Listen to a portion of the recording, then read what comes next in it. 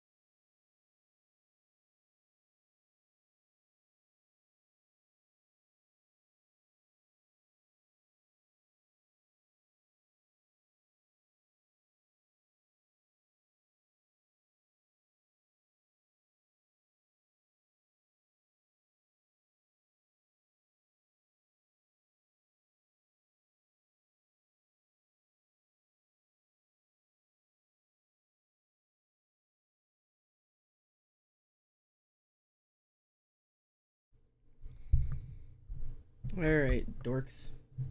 Guess who's here? Guess who's back with a brand new rap? And I don't mean rap as in a new way. Alright, hi. Hi, Chatterinos. Congratulations to Emily for the first, and thank you, Emily, for this Spotify reminder, private session. Whoops. And hello, Rotten, and hello, Ollie. Hi, babe. Hello, Arctic and Cyber and Callum and Ali a third time. And Sammy, thank you for the resub. I understand that you're not paying attention though. And Rotten, hello, and I'm sorry I was in your dreams. Apparently I had a bed and breakfast and you showed up. Bro, I would so show up. I would so show up to your bed and breakfast. If you ever open one, let me know. I'll be the first guest. Stop invading dreams. Listen, I'm sorry. Scar, hello. Good to have you. Red, hello. Rusty, hello. Non-binary, hello. Bro, look at all these people coming back. There's a couple names I haven't seen in a minute. How are you guys? Hi, Ollie. Hi, Ollie, a third time. Hey, babe. I love the excitement today. What's going on? You've got some excitement going in you today. Is it because of the Pinterest boards or are there other new things? I have so many new Pinterest board things I'm working on. It's been so much fun. I love OC work. I'm excited to see you. I am also excited to see you. Oh, I love all the excitement. The excitement brings me joy. This brings me much joy. Are there puppies? There are uppies, but they're sleeping right now. I like when you stream. I like when it goes well. There are puppies, but they are sleeping in the living room with them right now. Hello, everybody. My name is Almosander, and welcome home. How are we? Hello, hello. Oh, hello. I'll let this song play, but this is very loud. I don't know the schedule, so it's always a surprise. I thought you were naked. Yeah, I'm naked. Whew. Don't look. Don't look. It does look very close to my skin color on camera, but it's not at all my skin color in real person. Like, I don't know how to explain that. Like, these colors are not the same at all, not on camera. Hi, T. I've been staying with Rot for a couple of days. Fun. This first Vex song is murdering me. I believe in you. I got a new Squishmallow. What kind of Squishmallow is it? Also, for those of you who don't know the schedule is normally Wednesday, Friday, Saturday. Normally. It isn't always, it doesn't always work that way because sometimes I'm busy, but theoretically. She's a pink elephant with hearts on her. Her name is Winky. That's so cute. I love it. Here to secure my streak and say hi, Zane in chat, but I also gotta work in like 20 minutes. Totally fine, reminder.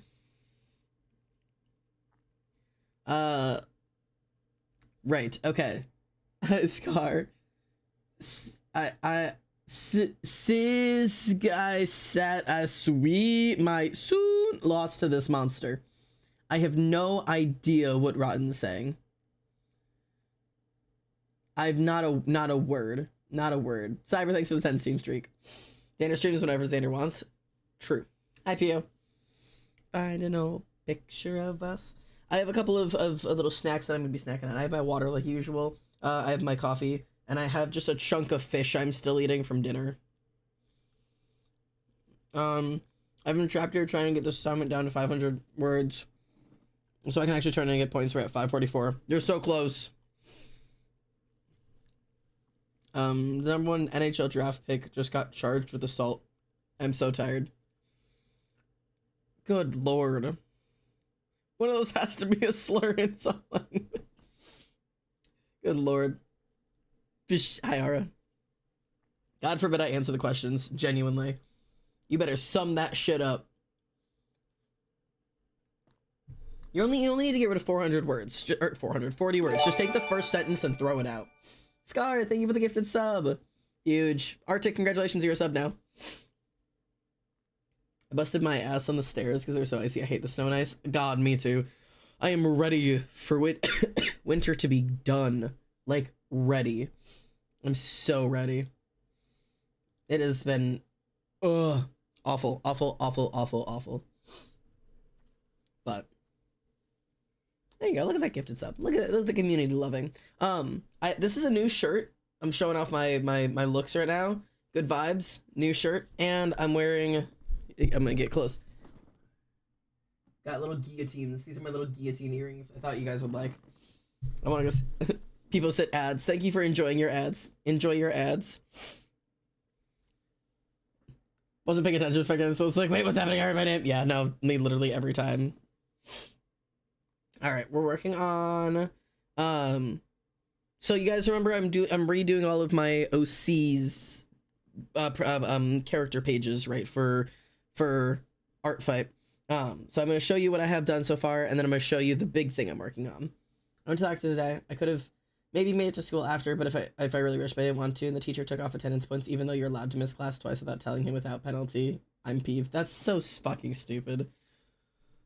Oh, some teachers piss me off. Good outfit. Thank you. Thank you. It's mixed with my literal just sleeping pants, so. But on top, I look great. Oh, wait, here, let me. Whoopash. There you go. Now it's complete. Literally all of my outfits look wrong if I don't have this on now.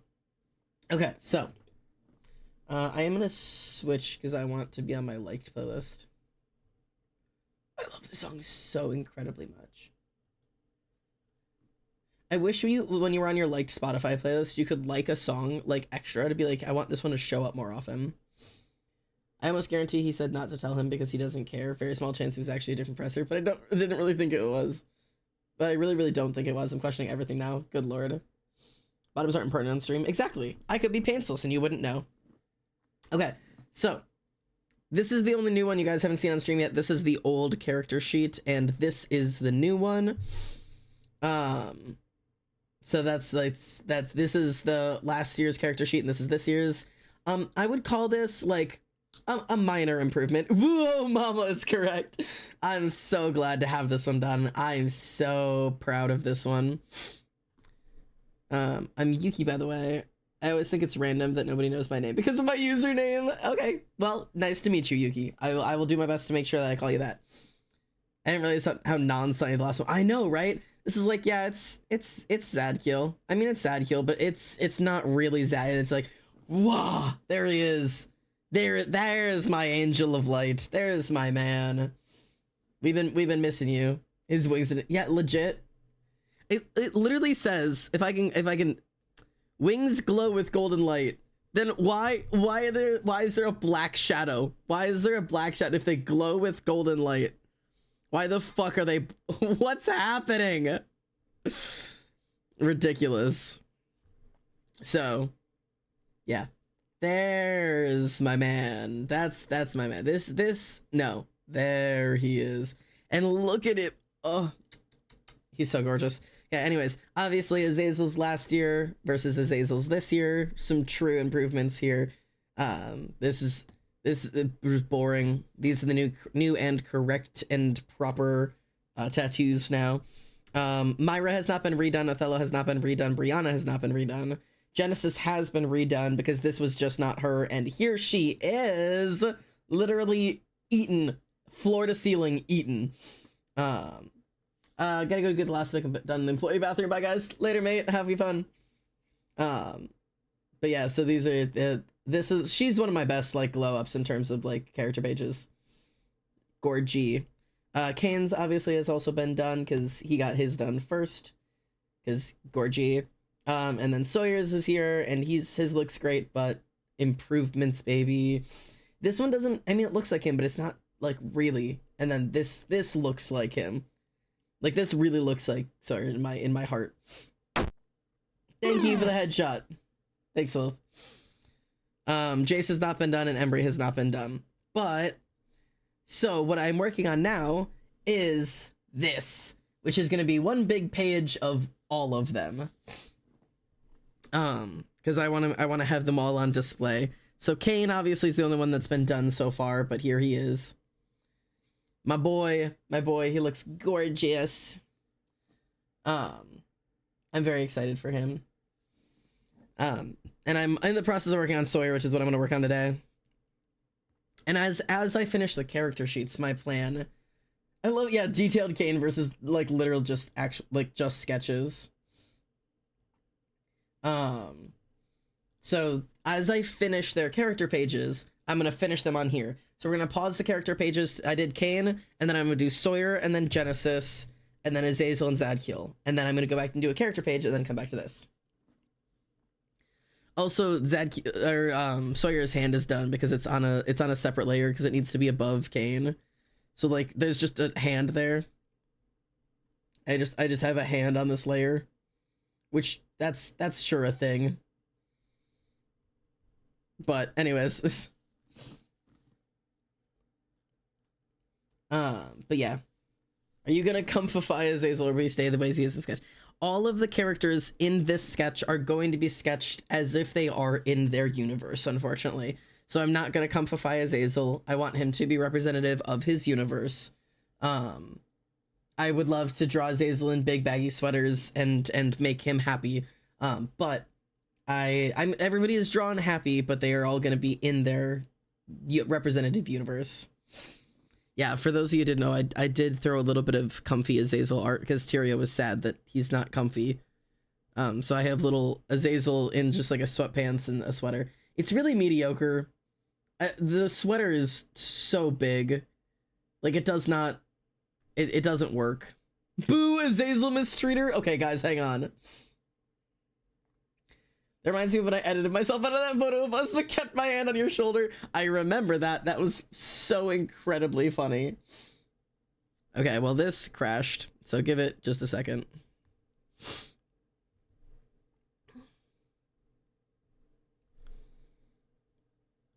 Give this a second to re-exist.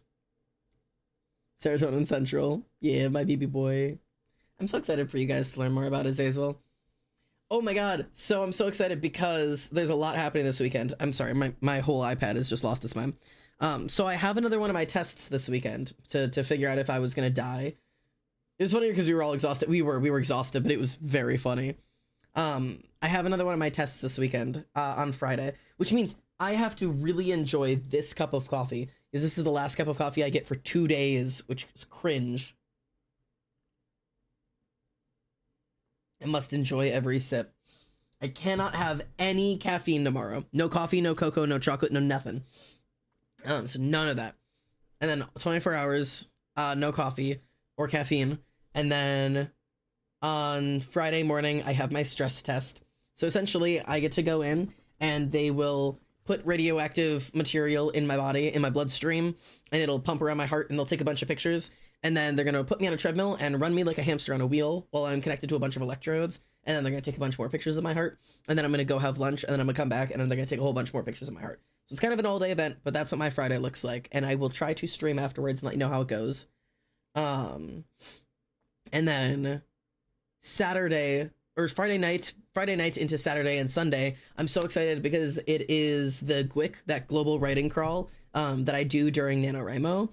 My GWIC event is happening this weekend. So I'm going to be like literally just writing all weekend, like 24/7. It's another one of those like hard events where like you sit and write for 2 hours and then you get an hour break and then you write for 2 hours, then you have an hour break, and then you write for 2 hours for an hour break for 48 hours straight with no breaks. It goes all night. It's so cool.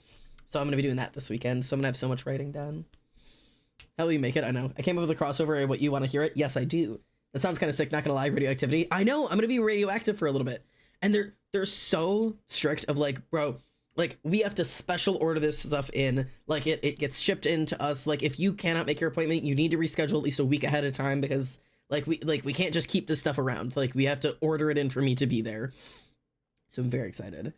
I listened to the song 5 minutes ago. Love that.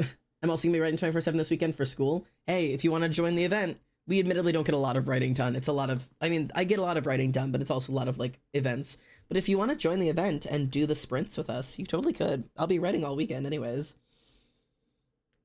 This one class requires like 2K words a week. That's gonna push you. Mm-hmm.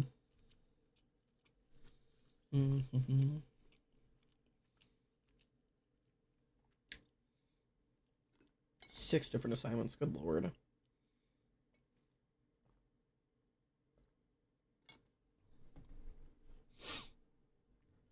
Put my mask on. And a test. Ugh.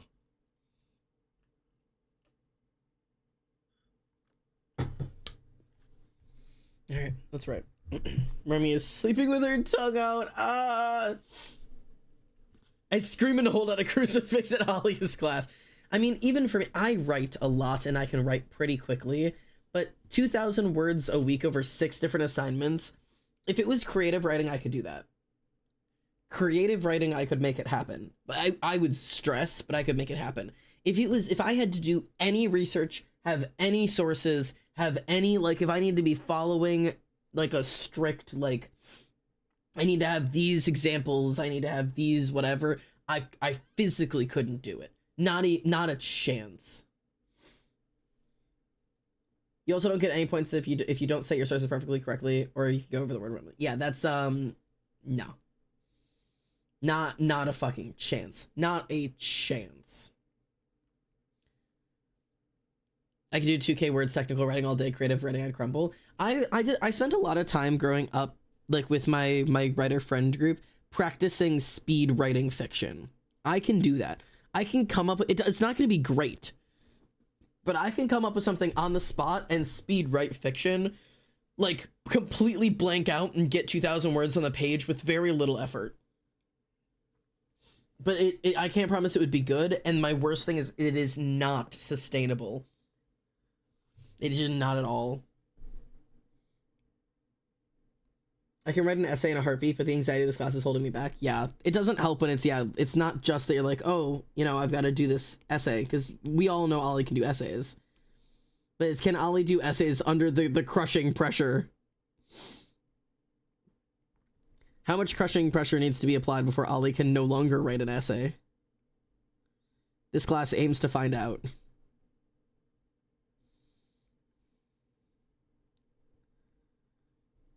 God, get those arms in here.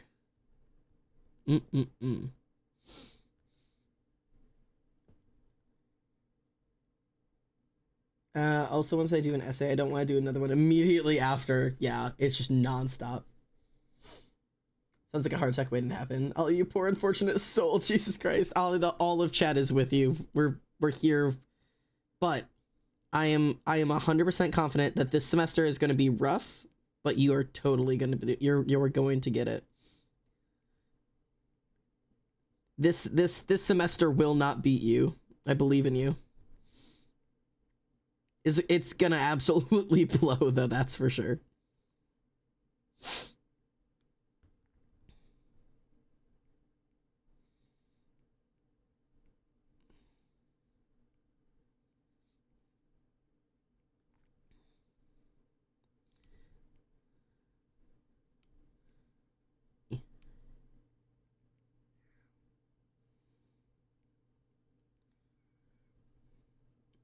So I have this bad habit of making hands way too long.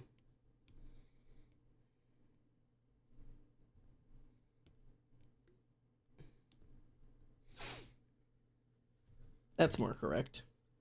I don't know if it's better or worse that it's consistent. I'm designing planes in Solidarity. I'll make you one. I don't know if it's better or worse that it's consistent. I want a plane. Crash it into my professor. Just kidding. A second plane has hit the campus.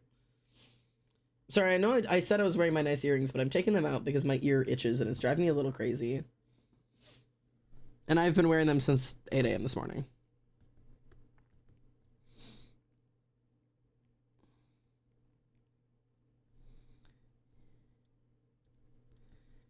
Get this hand going back here.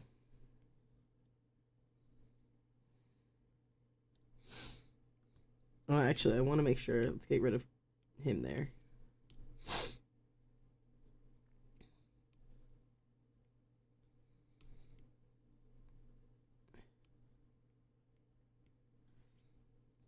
So this is kind of goofy, but I want to have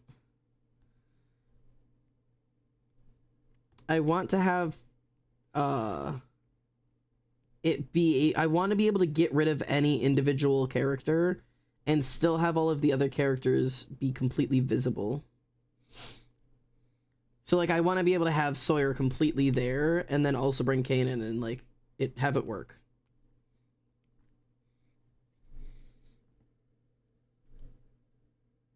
It always goes back to the 9/11 jokes. Listen, I make planes for a living. It's content is consistent.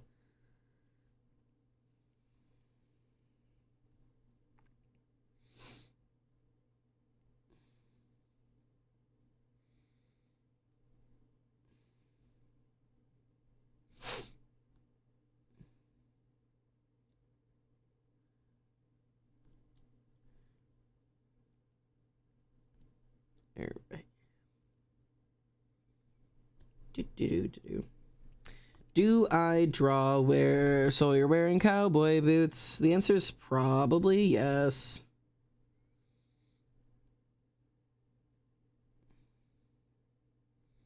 The answer is probably yes.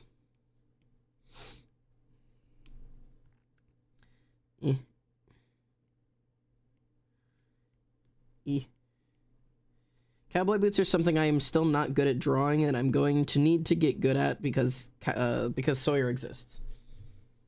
What else would he wear? Yeah, I don't know.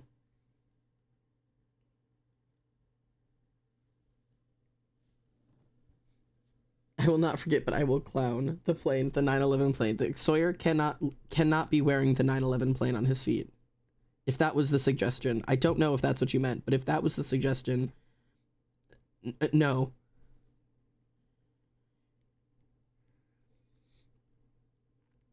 But thank you valiantly for your suggestion.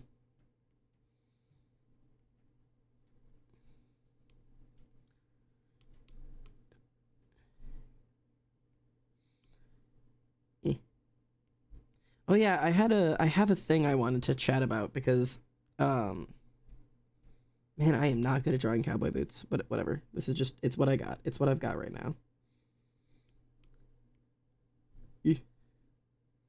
Also, are these literally visible at all? Oh, and this is also, oh, it's wrong. They are visible, so I do need to get these semi-right. Okay, let's get these right.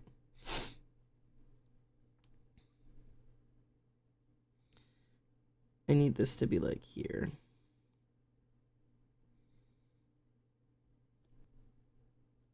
Oh god, actually I don't know. Oh, this is where it's like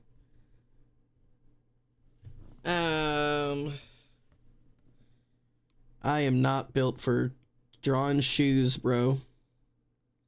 I had a thing I was about to talk about and then I was like, okay, wait, I need to lock in to figure out how to draw a cowboy boot.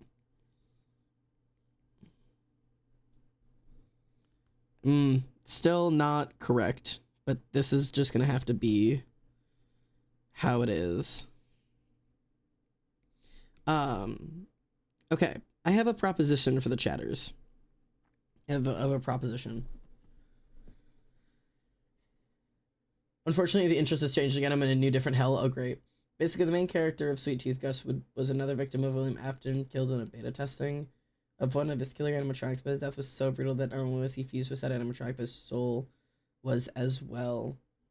To the what he appears part deer, like in his show. Huh. Oh my god, deer symbolizing good and innocent death. I can't imagine the imagery on G-Rails. No, but like actually love that. Deer symbolizing innocent death is such a good symbol. Good symbolization. Eat that shit up. I saw a deer today. Bro, I wish I saw a deer today. The deer just are not here. They don't want to be here, but I wish they were. I wish they did want to be here. I wish they would be here with me.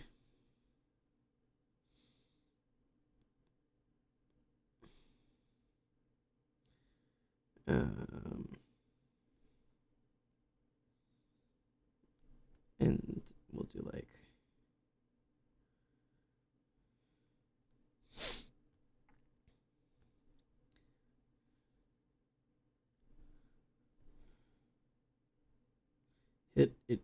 Yep. Something like that.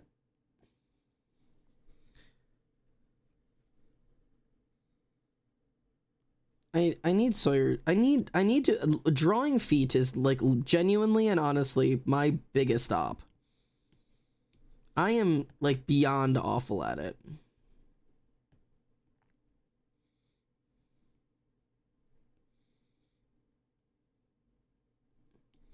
Like I need to figure out how to do that because it is just not something I am good at. I got some serious work to do because that ain't it, Chief. I cannot make it look like it is like flat on the floor. Okay, hang on. Let's try something.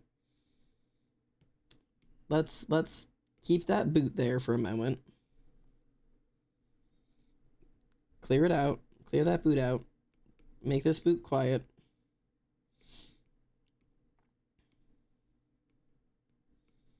Okay.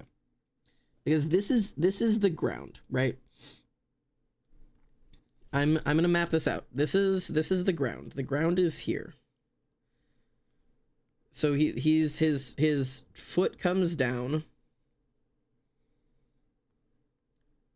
And it's like this is the very back of the foot. The front of the foot is like here, right? Front of foot like here. Like this. Like this is the position in which his foot should be in.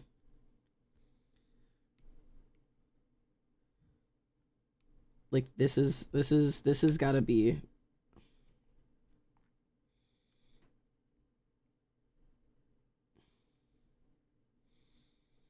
And then just erase this out. See, and then it immediately doesn't look right because like I need like. But if I do like the contour lining where I'm like, and then it kind of looks correct.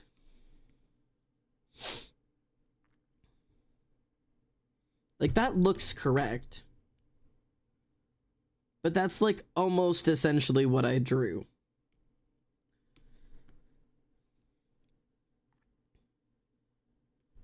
Because then the cowboy boot would go like here.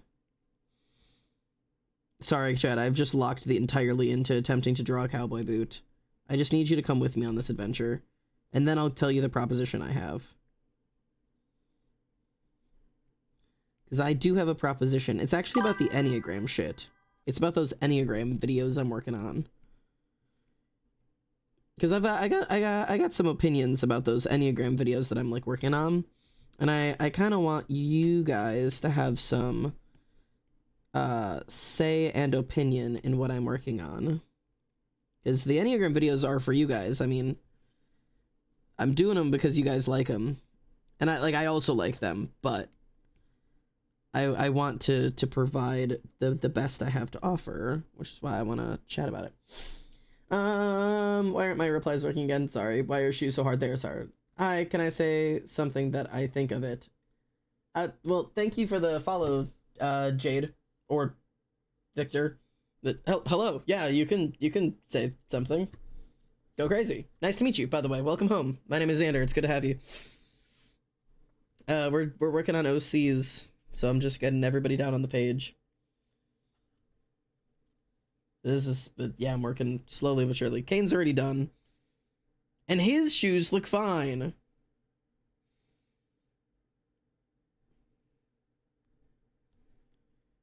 Nice to meet you. You can call me Victor right now. Sounds good to me. I feel like the reason it looks off is that it's out too much. Like I feel it would be more inward. Like his feet are too turned out. Like he's like got like a too wide of a turnout. So like saying like the toe would go more this way rather than that way. I could try that. I do kind of have him in like a very wide stance. I'm also trying to avoid the toe being straight on towards the camera, because then if you look at this one over here, it looks like that and it ends up looking really stupid. I can try to turn it a little bit more. Like if I do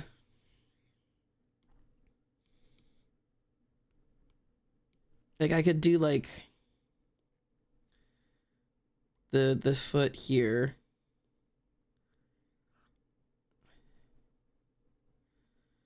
I'm trying to like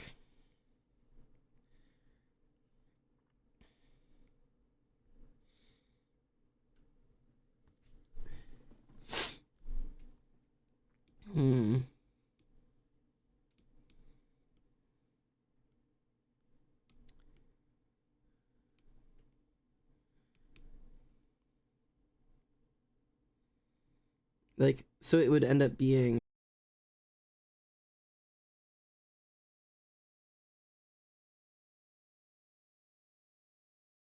okay. Let's get some cowboy boot references up in here. Okay. I need to see a boot facing me. Here's some boots. Okay.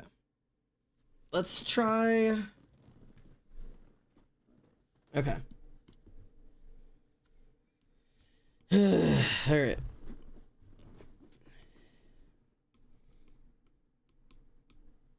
Okay, the collective seems to agree. Let's turn this boot inwards a little bit. Okay. So, we are looking at doing boot.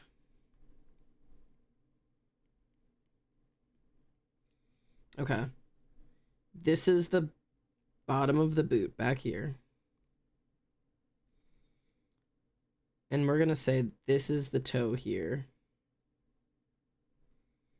And we're going to do, let's do. Okay, I'm looking at a reference. So the boot kind of goes out a little bit. This boot specifically has got like a buckle here. I'm just going to draw exactly what I see and then we'll work from there. We kind of got a buckle going here. We've got this shape happening. And I'm going to have to do some changing on this because this is not quite right. Goes out. Just kind of goes out like this. In that way. And then there's like a toe here.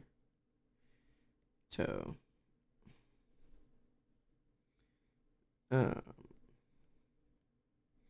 And these are like here. And this kind of comes in a little bit more.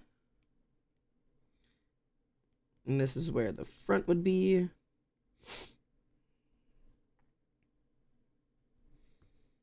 And I will shrink this boot, don't worry. I know this boot is massive. Ooh, Jesus. Kind of like this. And there's like the hint of a heel back there. And honestly, I don't hate this buckle situation it's got going on. I think the buckle situation is kind of cool looking. It's got a little like bump there. Because it just looks like it's a little like whatever. And then like this, a buckle. Like that. And then making sure boot kind of comes out and then in. We kind of got some of this shape here.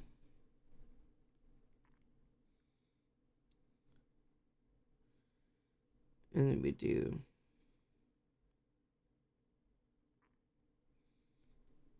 second curve here.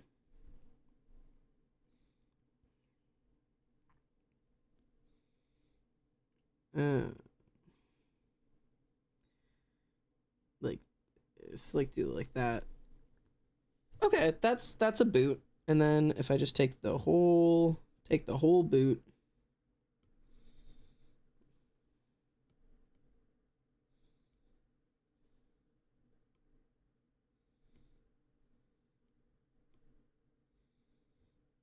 Something like that. Is that kind of right?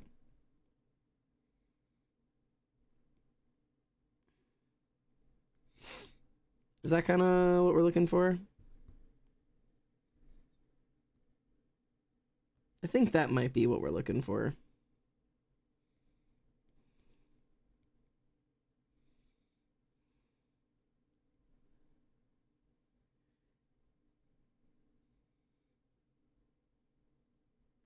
Okay. We can work with that. How's that look?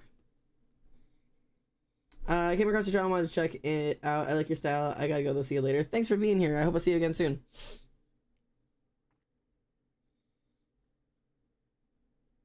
510 words and I'm still behind schedule because I told myself I would do the test for the next unit tab. I don't think I will because I want to play games instead. I hear you.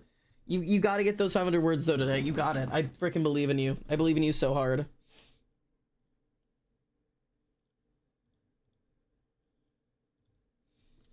All right. Well, we'll get that there. Now let me guess how much this covers. See, that's the only problem is can't.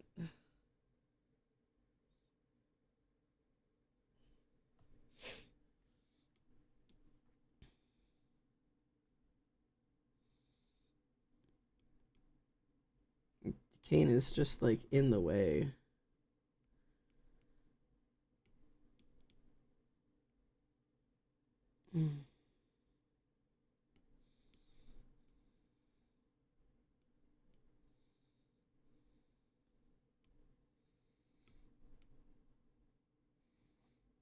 It's just gonna have to be okay. We're just gonna live with it.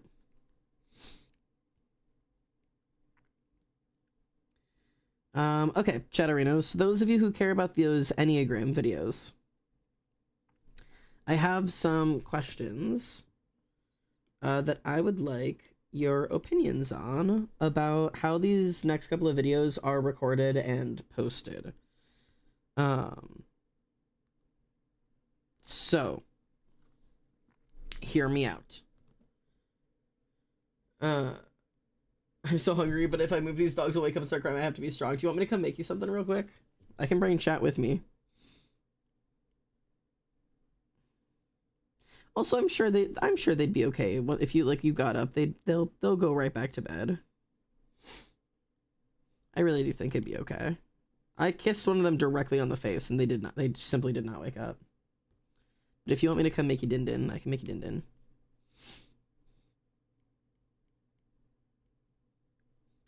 But okay, those of you who watch and care about the Enneagram videos, if y'all are in attendance,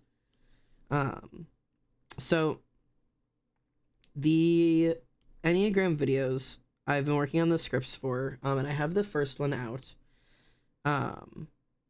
Well, I have the prep video out rather than like I'm working on making Enneagram Type 1 right now, and I've got the scripts going further than that.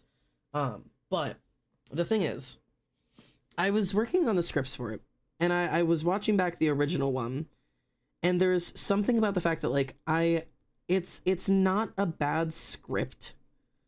Like, so it's not like I'm like, oh man, this isn't gonna be good or whatever. But like, talking about the Enneagram has always been really fun on stream, specifically because you guys get really excited about it and I get really excited about it, and there's a lot of investment into the event, and people have a lot of really, really great questions, and I have fun answering the questions, and we all kind of like do it together, and I get very heated and excited. And that doesn't happen with a script. And so I've been trying to decide if I want to do the rest of the Enneagram videos scripted and recorded like I did the first one. Or if I want to maybe do like script the videos and then like perform them live with you guys on stream, maybe is kind of my idea, is like record them like by like streaming for you guys like I would normally, and have that be the video, and like that way like you guys are like in attendance and could like ask questions like as I'm recording, and like I could add those question answers into the video like as it happens. So I'd be recording it live essentially. Um, and I think that maybe it would be, this foot is so long.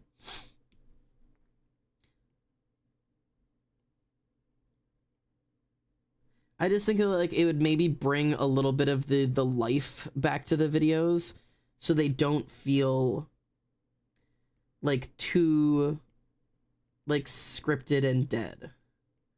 Because like that's kind of what I'm feeling with them right now, is that like it's like I'm just kind of like telling you facts, and it's a lot less fun than like getting on stream with you guys and being like, no, what you don't understand is that Enneagram type 1s, they actually do this thing where they whatever, and then you wouldn't believe.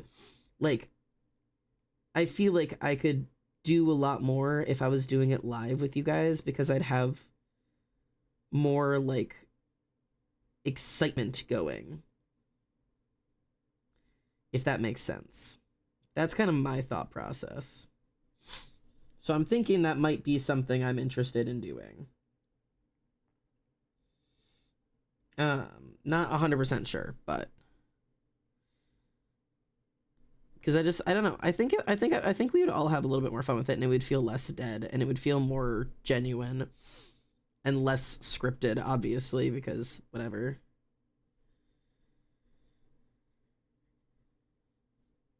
I appreciate the parts of the video where you were like, pause, we're going off script. And like, that stuff happens like when I'm recording, where I'm like, I'm thinking about something and I'm saying it out loud. I'm like, actually, oh my God, this is such a good way to explain this. Let me work with it. Because it also feels more alive and more natural. But that happens even more if I'm live on stream and somebody can be like, do you mean like this? And I'm like, oh my God, yes. Like, okay, hang on, let's follow that line of thinking. Because like those are moments where I'm like, yes, I've scripted out all of the answers, but also it's not organic, and I'm not being able to like organically tell you like, oh, got it, here's this thing.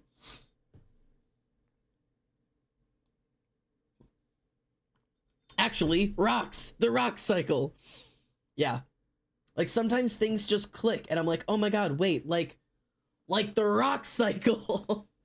Like sometimes it just clicks, and having it happen like live is so useful. Is this behind Kane? Yeah, I just don't need to worry about it then.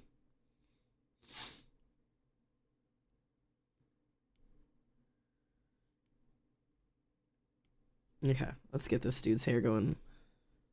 Come look at my face while I grab a different thing.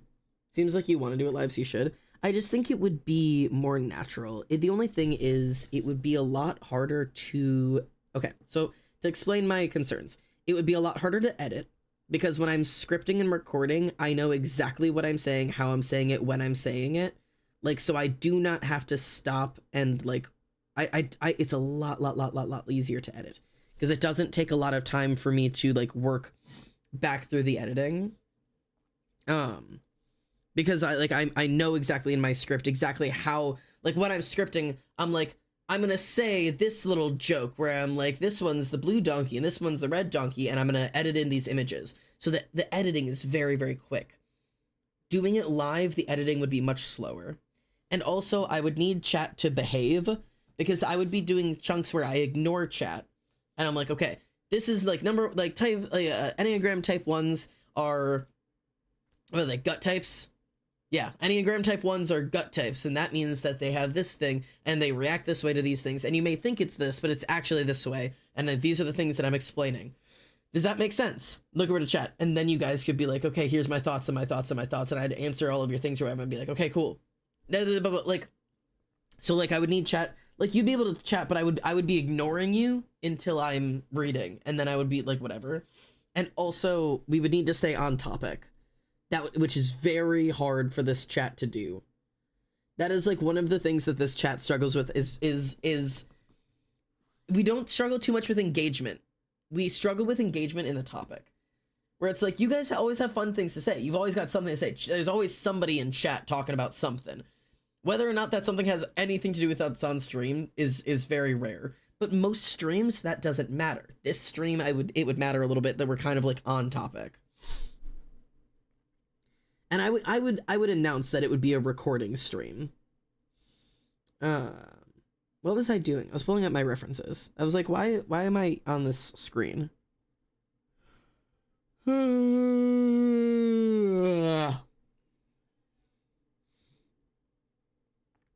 my god, I'm tired. I'm so mad I'm not going to get to have coffee at work tomorrow, which I know is so cringe because it shouldn't matter. Also, my tootsies are cold. Can we get some socks in here, chat?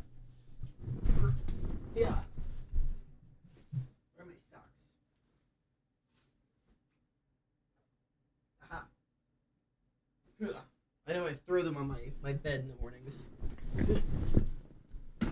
I've turned in my assignment I started last week. Time to play toys and games. Perfect. I have new art that I've been working on beyond just this OC art.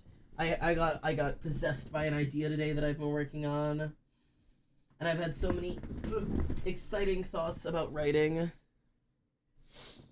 Could we put on more of a cooldown to make sure people only say important things? I don't think we would need like a cooldown of like you know, like you're not allowed to speak until you have something important. I generally think if I explain the premise. And also, chat is pretty good about self-policing each other. If somebody's just like, bro, can I tell you about my day at work? People being like, actually, this is a recording stream, guys. Like, and between mods and each other, we're usually pretty good at self-policing. I believe we could manage it. If mods needed to put a cooldown on, we probably could. Mods could also delete messages if they come in and it's like, okay, that's not it. It's been playing out, but in the spirit of fixing my sleep schedule, I'll head out. Hey, best of luck. Sleep schedules are an existing nightmare for me.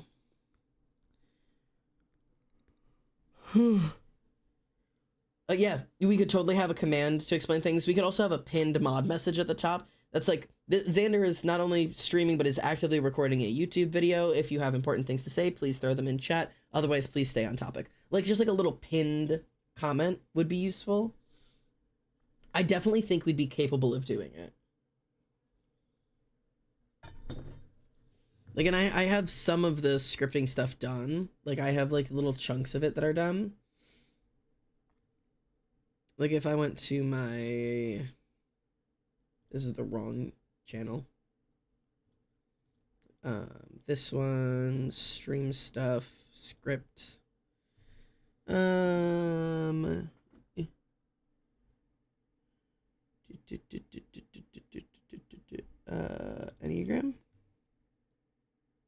This is the one. Yeah. I have like chunks of script. So the thing is, these are going to be so long. Like my type 1 script so far is it's almost 3,000 words just for the first one. Like it's which is as long as the entire first episode where I was just explaining how things are gonna work. Why are cookies so divine and why is the cream so mid? You might be the only person on Earth to think that. Maybe not on Earth, but for sure rare. Get the Oreo thins so you get mostly cookie and just like a little bit of cream.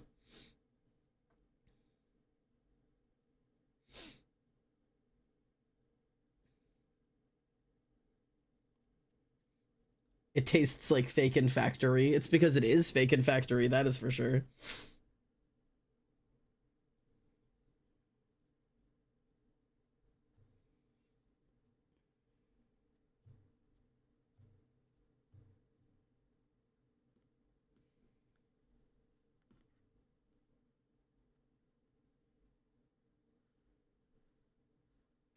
See, I wanna work on this script because like I feel like I've got good things going on the script.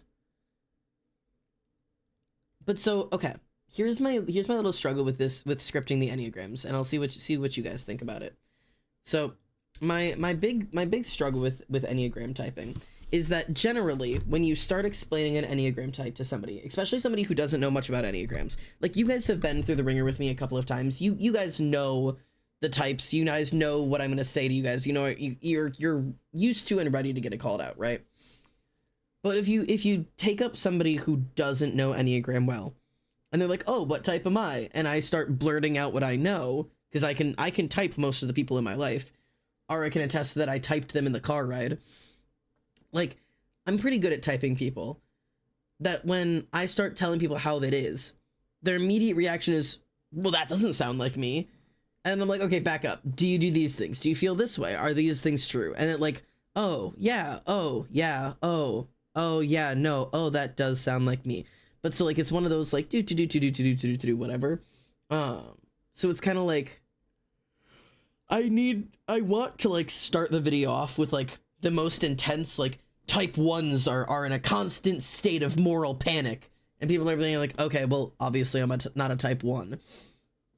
But if I come in with like, type 1s have a tendency to micromanage their relationships to make sure that everything goes right. They're like, "Oh, maybe that sounds like me." And then if I come a little bit like softer, where I'm like, "Oh yeah, so type 1s are somebody who believe that there is meant to be good in the world, and they want to work to make sure that that is true."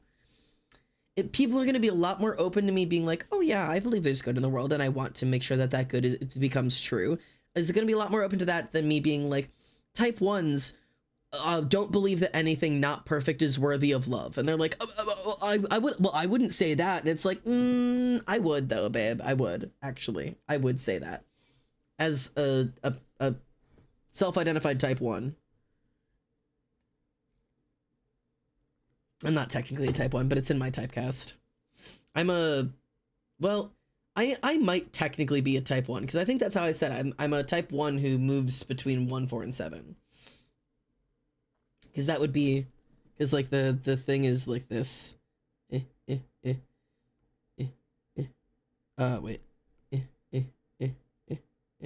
No. Because this is 1, 2, 3, 4, 5, 6. Hang on. I'm doing this wrong. It's the circle. It's the triangle.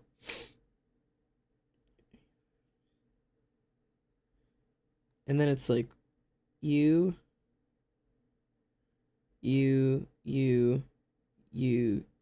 There we go.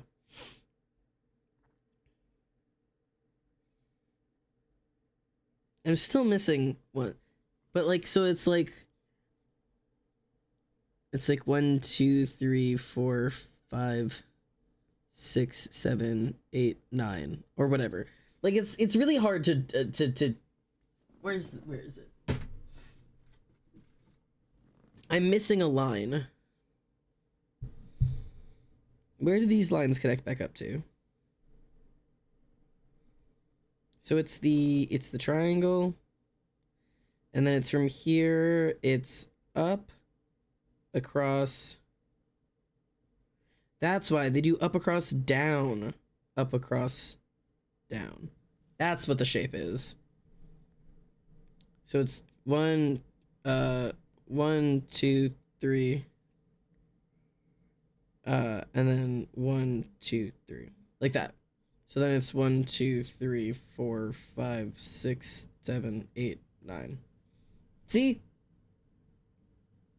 Except I don't think that's like the order of the numbers, but no, actually I think it is.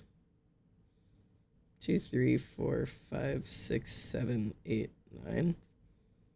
2, 5, 8. No, that's not right. Because I think this is 3, 4, 5, 6, 7, 8, 9, 1, 2. It's kind of, it's got to be something like that, because 6, 3, and 9 are in this little world of their own, and 1, 4s, and 7s are all. So I think I'm okay, whatever. I'm starting to lose my mind. I'm just, and this is all going to be on my speed paint now. God damn it. I wish I was a psychologist so I could come up with some random personality categorization that people use for their OCs. You probably could come up with something. You're not like, I know you're not a psychologist, but I'm certain you could find something and be like, this is the new thing. If you could come up with a personality test, what would it be? New personality test. If you could come up with a personality test.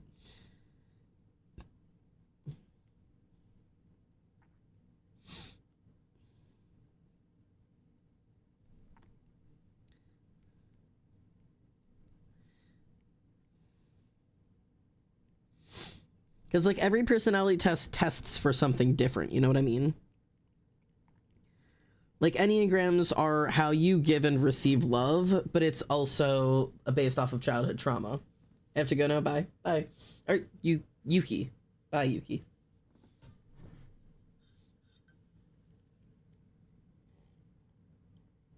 Like, how would you want to categorize people?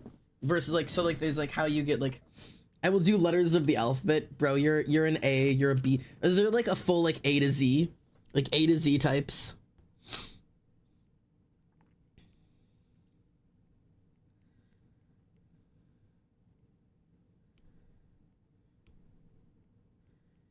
Be crazy typing. Those tests would be so incredibly long.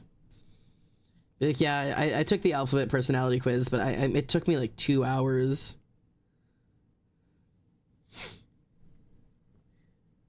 Grouped into threes. You're either A, B, C, B, C, D, C, D, E. Oh my god. The puppies are gone. Aw, bye puppies. Every letter means something. There's just so... There's just like an insane... How many... Alexa, how many combinations of 3 letters exist? There are 17,576 possible 3-letter combinations. 17,000. There are 17,000 options. Yep, 17,576 to be exact. That's a lot of potential 3-letter acronyms for your next startup idea. Thanks.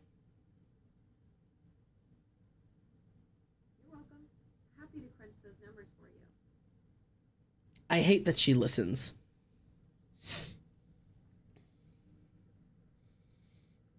You can also be ZAB or YZA, etc. Yeah, that's just not enough. You've got 17,000 letter options.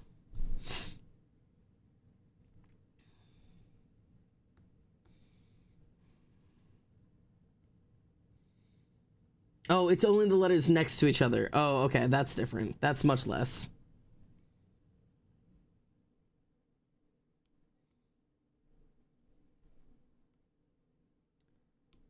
Oh, I love this song. If you don't know this song, highly recommend. Turn this shit up.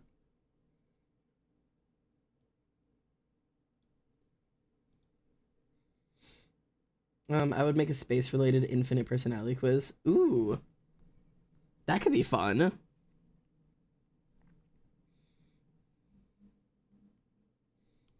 I wonder what I would do. I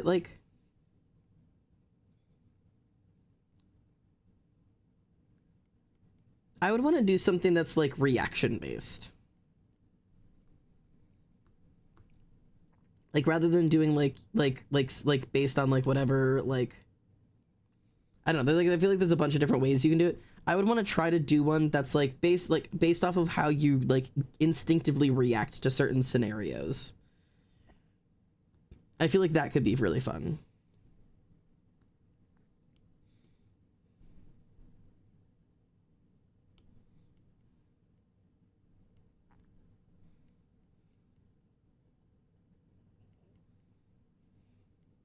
I don't know how I would do the typing, but like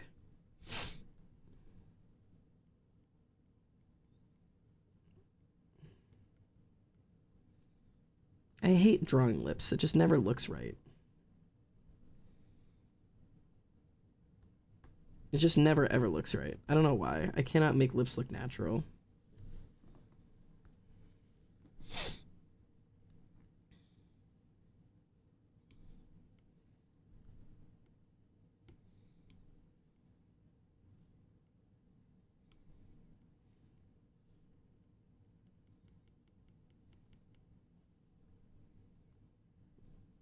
I think I'll do that in brown.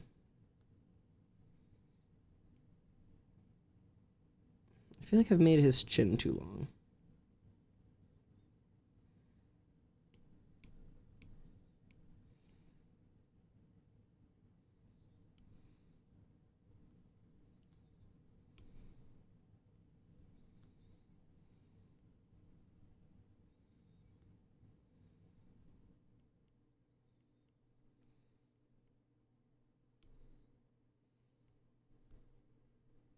Something like that. I don't know. Everyone, what is it? Wait, what are you saying? My arrogant ass to make a predator test so you can only be one of my OCs, and everyone who takes it should care who those people are and be excited for the results.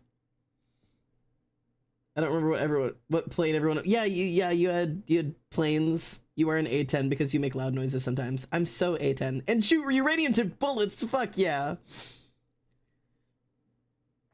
If you're a Xander, that'd die for our fight. I would love to be reassigned planes, although I just won A10, which makes me happy. Sean Meyer said Shimmy Briggs. Mr. Briggs knows best, truly. I have an OC quiz. So my OC quiz was very fun to do. I'm definitely gonna redo it this year. I'm not gonna like completely delete it, but I feel like I need to go and like edit some things as I like understand my OCs better.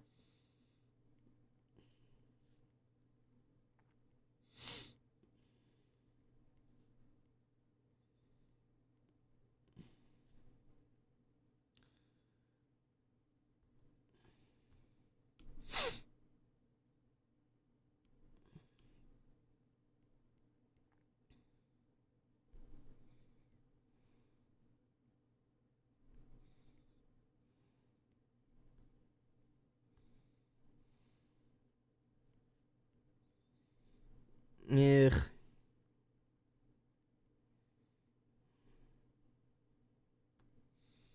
Drawing this dude's hair is just for some reason a constant nightmare for me. Like I've just never gotten his hair right.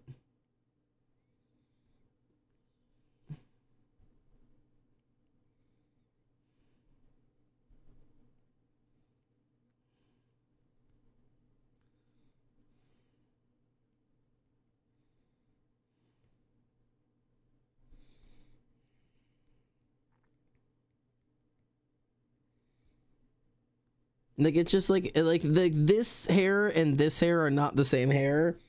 But like this feels more correct. I just don't ever know how to get that to look how I want it to look.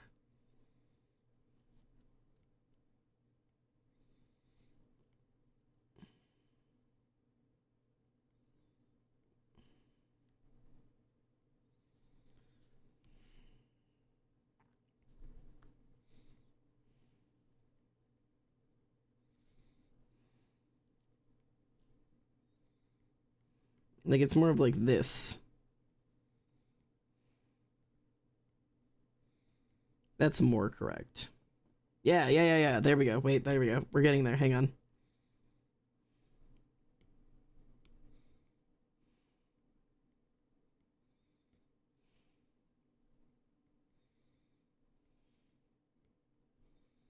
That's more correct.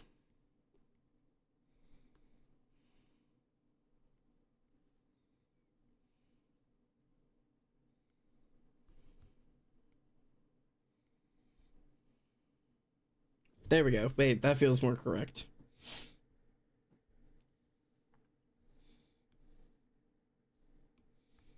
See, and that face isn't right. There's several things wrong with that face.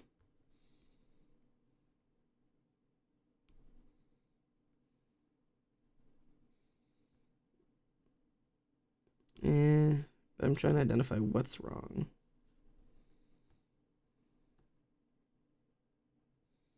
Part of it is this.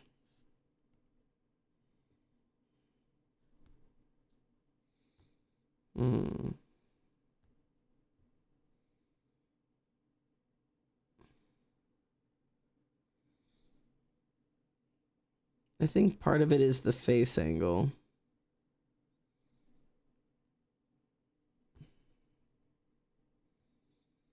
Every once in a while, I draw this dude, and he does not look right at all. He's like one of my hardest because I have such an idea of what he looks like in my head that trying to like get it to look right. And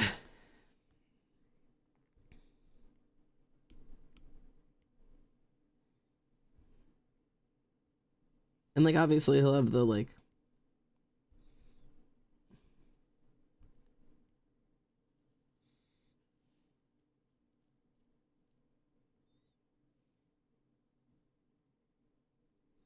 he'll have all that, but like this isn't. Something's wrong. Is it? I think it's the draw again. Why is it always the draw to something just isn't right.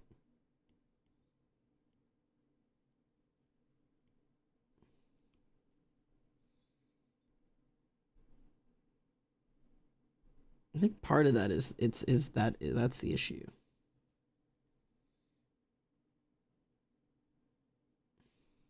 Some people call me Maurice.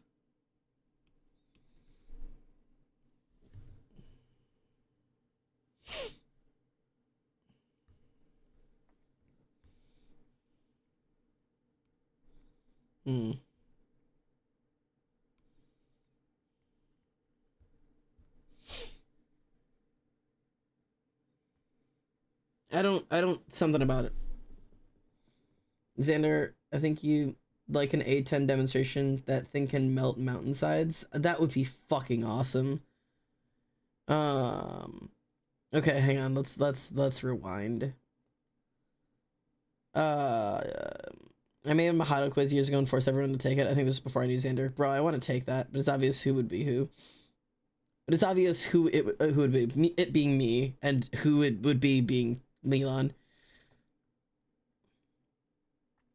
Ollie is a Supermarine Spitfire. Fun plane, very dainty and feminine, and would wear pearls. If you dress that plane up poorly, it would wear a strand of pearls. Emily can be SR-71 Blackbird. Fastest plane to ever fly, and it looks sick. Cool.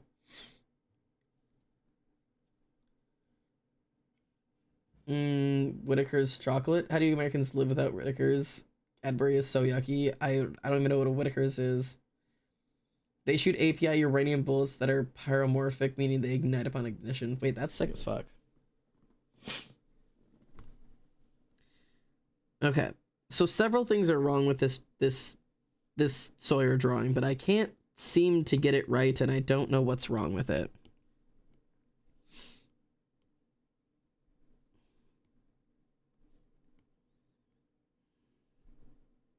So it's not that.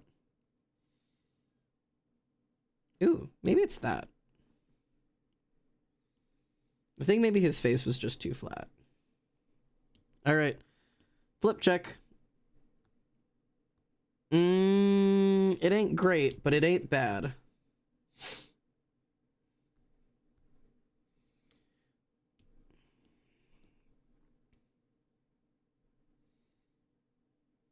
Yeah, I do think I just need like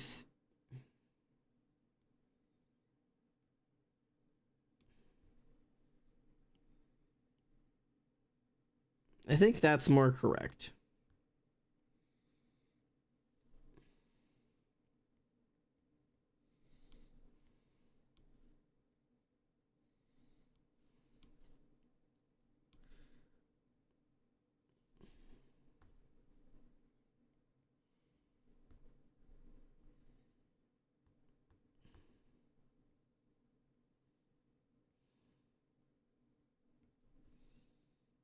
I think that's good enough. All right, let's color this brother. Good lord. What is it? Xander is what was the hamster? Rebecca. Yes, Rebecca. God damn it. Okay. Great. Oh god. The goddamn it was not to you not remembering, just to Rebecca. Wow, yeah, no hamster name. Cadbury eggs are so fun. I'm not a huge Cadbury person. The hamster who feared nothing but except death. Yeah.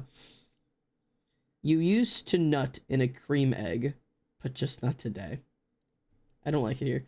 You did get hamster's name yet? She ran from it, but it found her anyways. Rip queen. Yeah, I'm the hamster.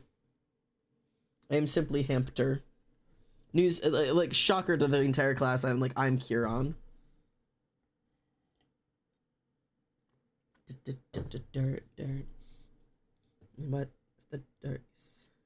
You look so squeaky clean. On the street, dripping lush. I know how to have more fun. This is a Kane song. Watermelon cigarettes. No, I'm messy here. It hurts. But in a word, what I'm missing is some dirt. Dirt, dirt, dirt, dirt, dirt, dirt, dirt, dirt.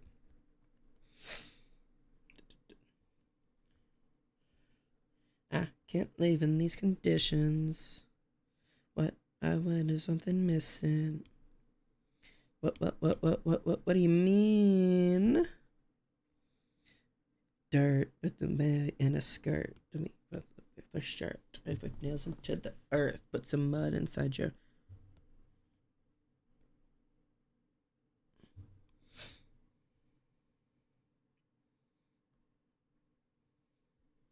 This is how the people play.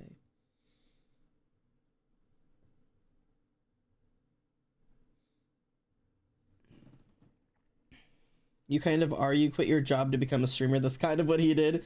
He would do that in 2022. I think I got Adrian somehow. I wanted to be Noel, but I guess sad gay writer works. Yeah, sad gay writer works. Everyone wants to be Noel, but is actually Adrian. My 2 type 4s.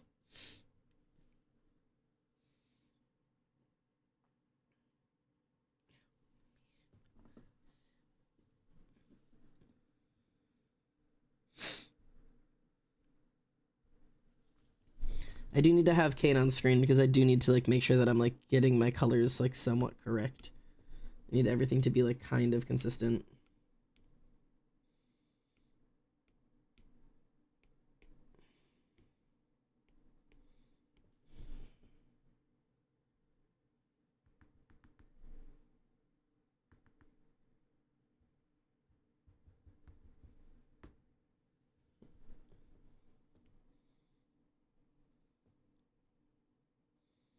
All right, let's get this boy some color. Make sure.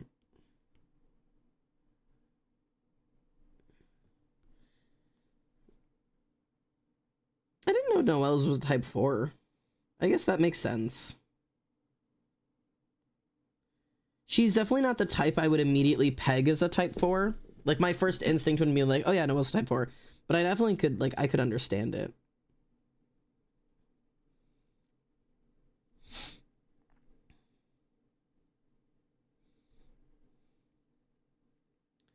Type 4s are one of those ones that are really hard to identify without like really knowing somebody, because they're not always, they are sometimes, but they're not always something that you would look at and be like, oh yeah, obvious type 4, because sometimes type 4s are really easy to mischaracterize, because like I'm not necessarily saying I don't necessarily am saying it because I'm like, oh, I think she would be something else. It's more of like, I wouldn't look at her and be like, oh yeah, obviously a 4, because the way type 4s get miscategorized as emo teenagers.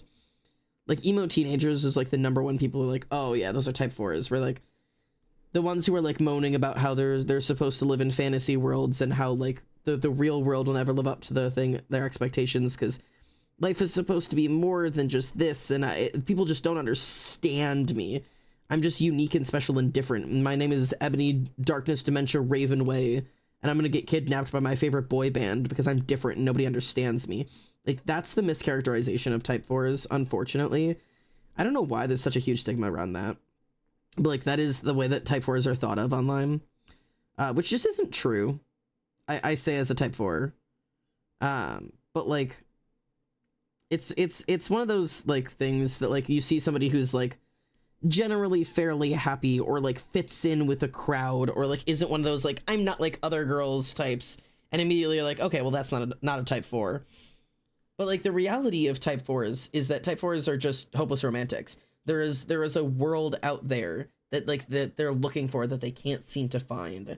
Like, they're looking for what makes life purposeful, what makes life seem right, what like, why is there always feel like there's something missing, and like she's like, he, she, whoever is looking for the answer to that question. Why do I feel like I'm missing something in my life? Why do I never feel satisfied? Why am I never like, why is it never enough? That's why type 4s so easily lead into type 7s, is because the way that those sometimes react is if it's to like a type 4, it's like, oh, there's got to be something better out there. If type 4s become like extroverted and very personable, they become type 7s, because like the number one thing for type 7s is that they're constantly looking for the grass is greener somewhere else. So like it's easy to see how it translates into like, well, I'm never happy here and I always feel like I'm missing something. Well, maybe if I just never stop moving and never stop looking and never stop seeking the answer, somewhere out there I'll find the thing that makes me finally feel whole. But it also, like, it can be very healthy. It just isn't always. It's just because she struggles with her identity above all else, because she can't figure out exactly what makes her happy. Sometimes she feels she's just putting herself in a box after box after box and nothing feels right. So many different types of girls, but she's never fully satisfied. Exactly that. I want to find those Enneagrams for my OCs now. I would be happy to help. Well, also Niley, real. I mentioned this in the car. They are very similar, yeah. Never, ever, ever, never enough. Never. Yeah. Literally, yeah. Hot girls chasing a high is a great cliche. Milan's chasing a high and Noelle is just chasing her true self. Yeah. Milan is the step off of the edge. Whereas Noelle is constantly seeking, like, what can I find that is going to make me feel like I'm whole and finished and purposeful. Type 7s, when they are just pure type 7s, like, not like the unhealthy version of a type 4, like just like a true type 7. Type 7s are a lot more than just trying to find myself. Type 7s are like, there is something out there that I can't find, and if I stop moving, I'll lose it forever. So it's just got to be this constant seek for something more, like how to experience life to the absolute, complete, and utter fullest. Because if not, like, you will just die. She didn't get to choose her identity before, like, age 16, so she just became a feral teenage girl who tries to control everything around her, and then she became a normal, rich adult woman, but she still feels an itch. Yeah, the itch never dies. Natalie just thinks chasing a high equals happiness because she doesn't know who she is and what else will make her happy. Natalie also has religious guilt, too, which makes it worse. Yeah, Natalie would be interesting to explore on, like, a deeper level when she is at her worst and at her healthiest, if she's a true type 4 or true type 7. If, like, what is she seeking at the end of it?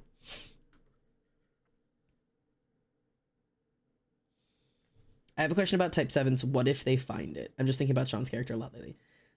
By definition, when you're saying what if they find it, that actually doesn't mean what you think it means, but what I can explain what you think it means. Because you're saying what it, like, they're always looking for that thing that makes them feel whole. So what happens if they find the thing?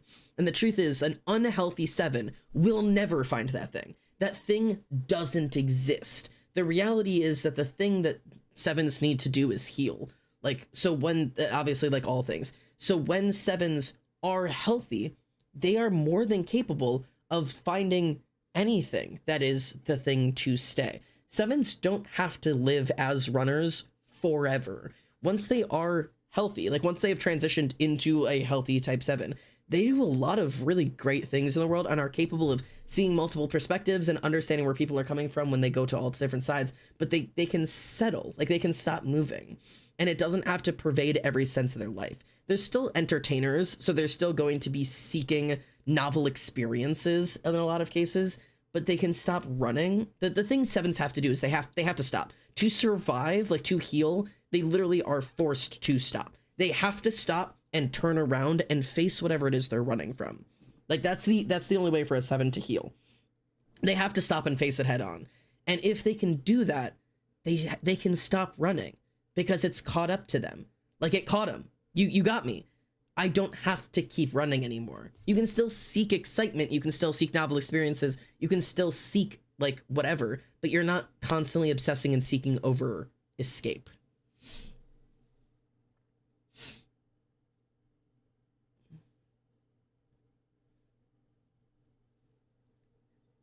Mm-hmm.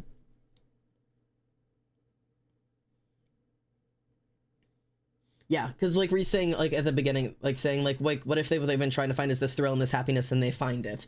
Because the truth of 7s is that they're not looking for anything, they're running. Lucifer from the show Lucifer is a type 7 to some degree because he looks like he's searching for something that he can never find. And it's because you're never going to find it because you're not looking for something. You're running from something. And when you stop and turn around and face the thing and it's suddenly not chasing you anymore, then you're able to find plenty of things that fulfill you. Because you can never find something to fulfill you when your reality isn't actually looking for something. It's looking for something as a coping mechanism for running from something.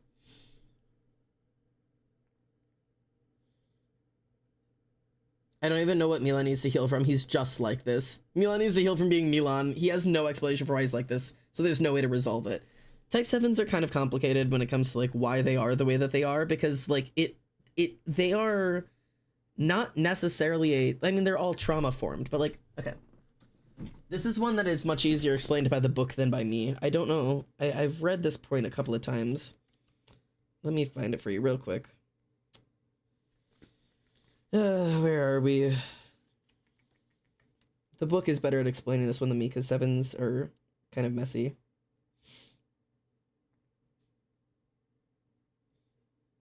Okay. So if you remember, 5, 6, and 7s are all fear-based types. I'm gonna turn this music down a little bit because the book is better at explaining this than I am. So all three of those 5, 6, 7, they're all fear points. And they over-prepare for vigilantly scanning the environment. 5s withdraw from whatever makes them afraid. 6s over-prepare. 5s withdraw. 7s not at all concerned, move forward. Move toward people in an attempt to charm and disarm with pleasantry. Faced with a frightening early life, 7 children diffuse their fear by escaping into a limitless possibility of imagination. Like, so it goes on, and I'm gonna pull it up real quick. Essentially, 7s escape whatever they are afraid of by existing in a world outside of it. So it's saying like 7s do not broadcast anxiety. They do not look afraid. They tend to be lighthearted and sunny, often addicted to planning and play. Their core of paranoia does not surface as thinking to be channeled into visionary plans of future success. This is, let me see. Everybody needs their own little healthy blah, blah, blah. I need, 7s are buoyed by a belief that life is unlimited. There are always interesting things to do. If life is not adventurous, why live it? Why get hung up on it when you can move on? The buoyancy of a belief in life's opportunities is greatly enhanced by the habit of keeping multiple options open and making commitments with backup plans. I'm trying to find... Not the look-alike. Family history. 7s have pleasant memories of their childhood years. The reports have a happy picture book quality. A boy on his swing, a girl in her pinafore. There is usually no bitterness. My dad stole us from our mother. I was 8 and had forgotten her by the time I was 9. Even with an objectively bad scenario, there is very little residue of hatred or blame. In scenarios that contain objectively bad memories, there's the flavor of, I decided not to be like that, or I found things to do so that I didn't get dragged down. The skew of attention is towards positive memories. The boy who says he took up karate to save himself focuses on a description of his best belt tests. The girl who ran away at 15 minimizes the reasons why and instead describes the excitement of her escape. Here we have the opposite skew of attention from that of the 6s. Devil's advocates tend to remember the worst, and epicures moving forward towards pleasure and away from pain tend to only remember the best. So like, there's a whole bunch of things. So that's one of the reasons I've always identified with type 7s is the ability to explain that, like, when I talk about like the worst things that happened to me in my childhood, people often look at me a little bit weird because I don't talk about types. I don't talk about my childhood in a bad way. I had a great childhood. I had a lot of fun in childhood. I loved my dad growing up. I loved my mom growing up. Like I wasn't locking myself in my room crying. I wasn't covering my ears and whatever. I had a really great childhood. And I also went through a lot of really, really, really dark and horrible things that I didn't realize were so dark and horrible until I was talked about in the therapy. But even since then, I don't view them in a negative light. I view a lot of them through the lens of positivity into who it made me and the positive experiences that came from it. So that I think that's probably the Milan point of it as well. Like his problem is like, yeah, maybe he went through like some really scary things in his childhood, especially with him being the oldest and taking care of his siblings while his parents were going through the things they were going through. Like where the whole point of it was looking at it positively. He couldn't look at it negatively. He had to keep a positive attitude and keep everybody uplifted. And therefore, like the ability to look at things in the most positive of lights became like a safety net. And that just becomes your forever. Light bulbs have turned on. Yes, yes, yes. I love that me talking about this stuff can help like click things for other people.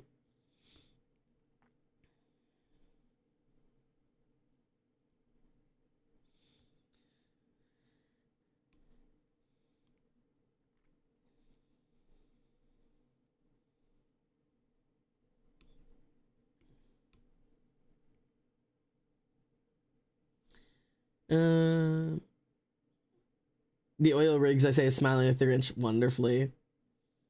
I guess he was low-key taught the art of avoidance. I mean, yeah, that's where it all comes from. The art of avoidance begins early. Avoid, distract, like that kind of shit. Like it's a positive instinct. We don't talk about Bruno, but we don't talk about Aaliyah. Yeah, genuinely.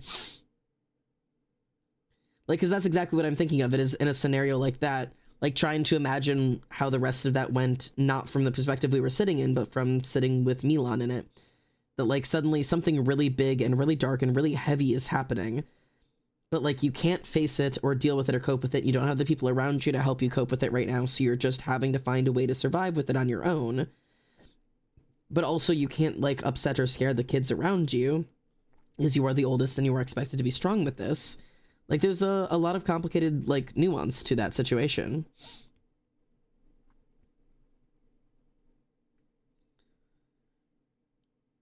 And for a lot of people, sometimes there is a reminder that needs to go out of, like, you have to remember to some degree that Enneagram types don't have to be lifelong, replicated traumas that, like, completely destroyed somebody's life. One traumatic event can shape how somebody lives for the rest of their life. Like, that's just how the world works. It only takes once.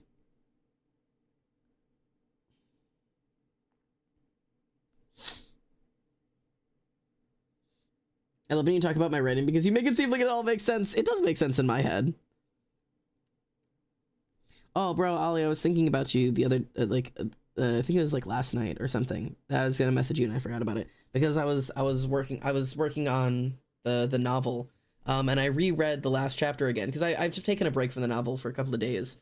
Then I came back to it and I reread it last night. And that part that like literally made me like ill to read, that I was like, first person is literally the worst thing I've ever written, and it makes me physically ill to read, and I genuinely can't read it without wanting to kill myself. Yeah, I reread it. It's actually not bad. It's kind of good actually. So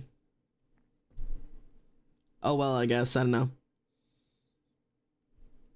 It's just like, oh man, it really wasn't that bad. It actually really wasn't bad at all. It was kind of well done. I was like, man, I'm actually kind of proud of that. Oh. First person supreme. Okay, so that's not what I'm saying. I feel like my words are being turned against me. I'd like to clarify, because I feel like people keep twisting my words, that I don't dislike first person. I've never disliked first person. I have been defensive of first person the entire time that all of this has been happening. It is just harder to write well. For me. But it's been a situation where it's like, it was just one of those things where I was just mad at myself and my writing. God damn it. And it had less to do with the actual quality of the writing and a lot more to do with like the fact that I just needed a break. But it's hard to know that. It seems like, oh, I just spilt water all over my everything. Oh, it's ice water! Ah! I'm wet! And not in the fun way. Okay, hold. I need a towel.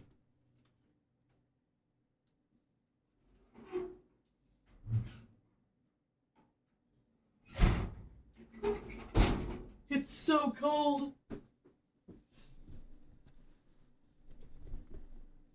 Oh, it's so cold. It's so cold. Oh, it's ice water. Chad, I'm covering you up. I have to take my pants off. Oh.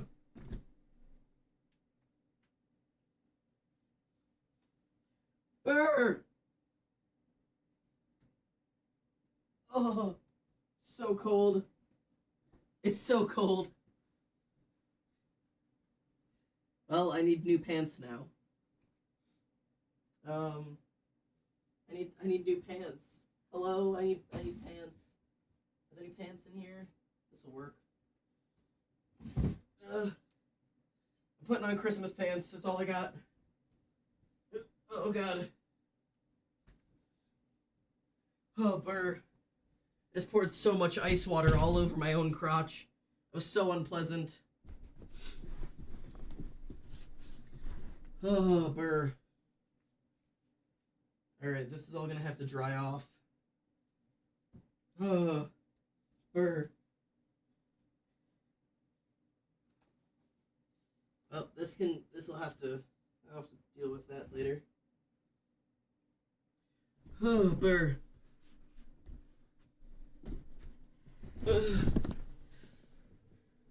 I'm back, okay. Okay. Back to defending myself. I spilled so much ice water on my crotch. Okay. Back to defending myself. I do not hate first person. I've never hated first person. I have read several books that I really like in first person. I've liked all of the first person writing that all of my friends have done. My point being that I don't write first person very often, and when I have written first person in the past, it has been specifically for fan fiction. And the point being that when I write fanfic, when I write first person and I do it poorly, I think it is worse than when I do poorly written third person, because I am generally better at third person. So even when I'm not in a great writing mindset and my writing is coming out a little mid, it comes out better in first person or in third person than it does in first person, just because I am generally better at third person than I am at first person. But even then, I'm not really great at third person either, because all of my third person feels very detached and very, like, mediocre. So, like, but when my first person reads bad, like, I can't stand it. So it's like, there's like this like problem of like, yeah, I can write first person and I can write third person, and I don't like one of them more than the other, but I'm better at one than the other. So it's easier to write third person for me. So I prefer writing in third person because it's just genuinely easier. Because you can kind of fake quality with third person by just writing really flowery. Do you know what I mean? Like, if you write really flowery descriptive shit in third person, it just sounds good regardless. Like, it's easier to pretend to be good at writing in third person than it is in first person. I intrinsically believe third person is easier. It is harder to write good first person. For me. Who are you defending yourself from? From the idea that I don't like or that I don't like first person. That is what I'm defending against. Not that anybody is attacking me, just that when somebody's like, anybody is expressing that it seems like I hate first person. I am defending the fact that that is not true.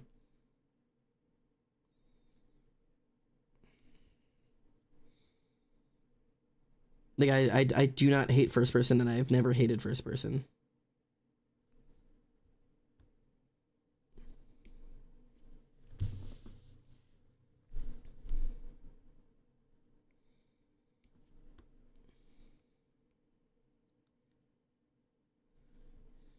I didn't say that you do. I said it seems like you do.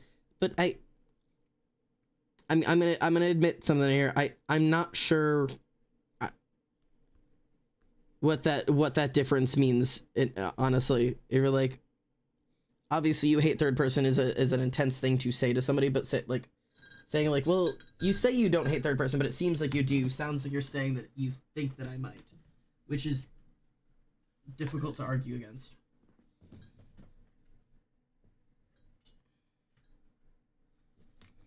Not doing mad or that I really care to watch.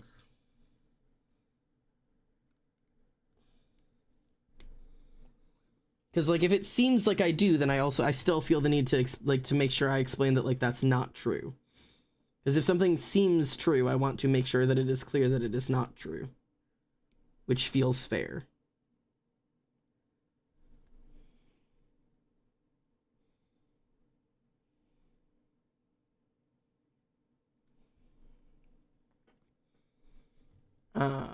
Because you complain about it a lot and always want to change back to third, which I think is where the miscommunication happens. I'm just saying it does. I agree. Okay.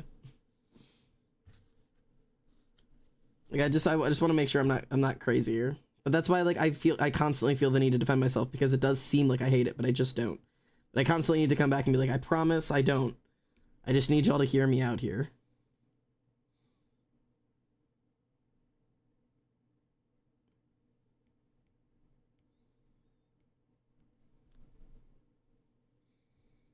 No, yeah. Yeah.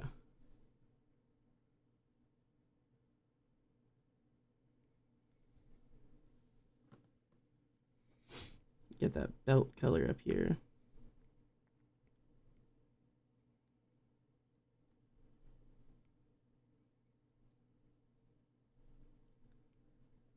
Sorry, I thought you were responding to Emily and I got confused. I mean, I wasn't responding to anyone in particular, not just you or Emily, just to the collective idea that I feel like people always think that I hate first person, because several people do feel like I do. Because like Emily is also gaffing, but she has also expressed that it seems like I hate first person sometimes. So I just wanted to like, I'm here speaking in defense of first person.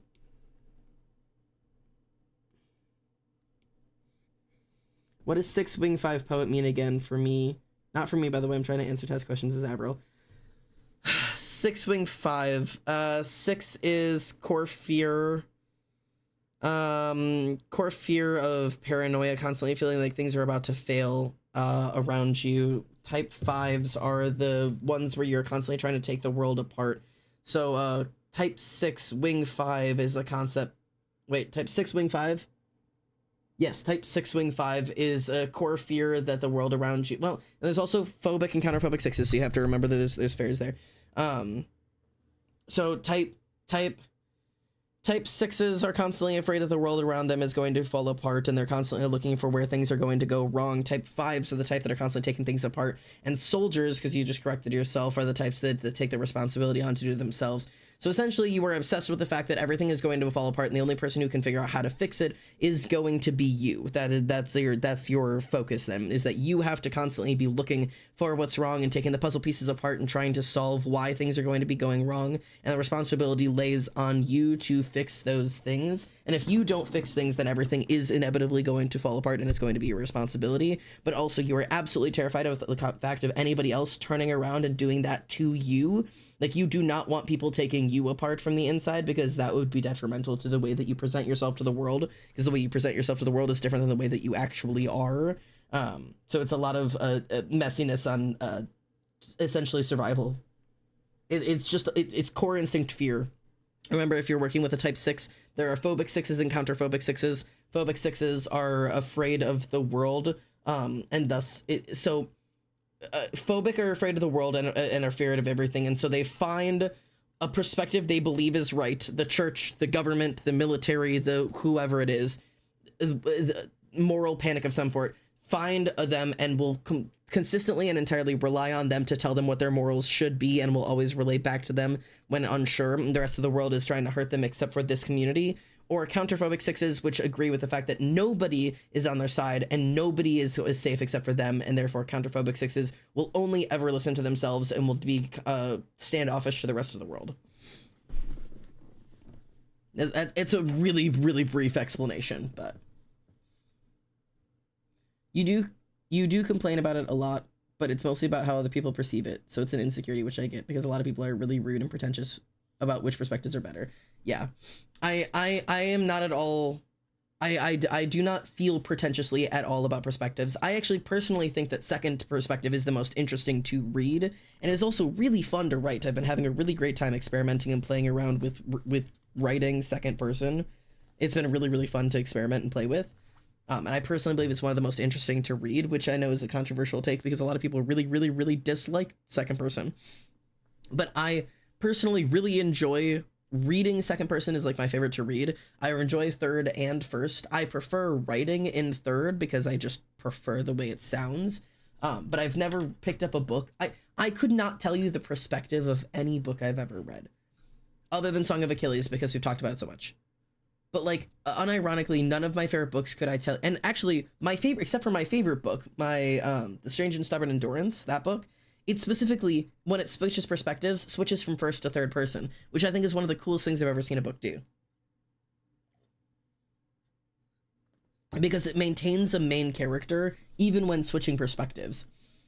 Like Velison is the main character because when it is in Velison's perspective, it's in first person. And when it's in Kay's perspective, it's suddenly in third person. So we are never in Kay's head. We are only ever in Velison's head. And we are, when experiencing Kay's perspective, we're experiencing it third person. I think it's fucking genius.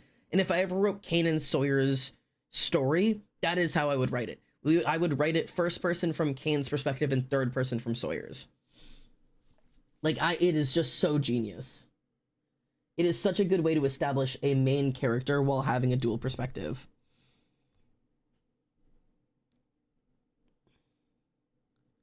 Genius type shit.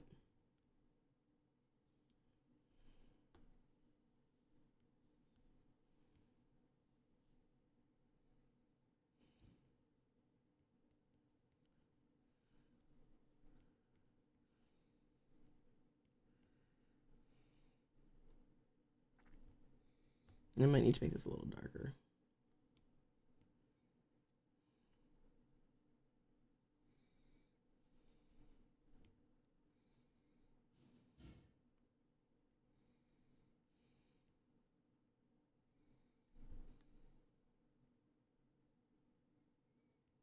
There we go.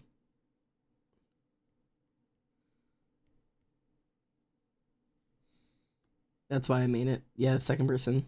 I love that you main second person because God, it hits. It hits every time.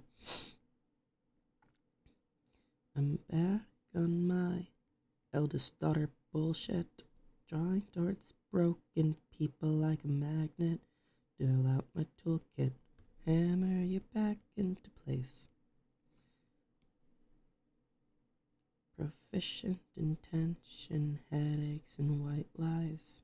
Grind my teeth even at night, just to watch them walk away.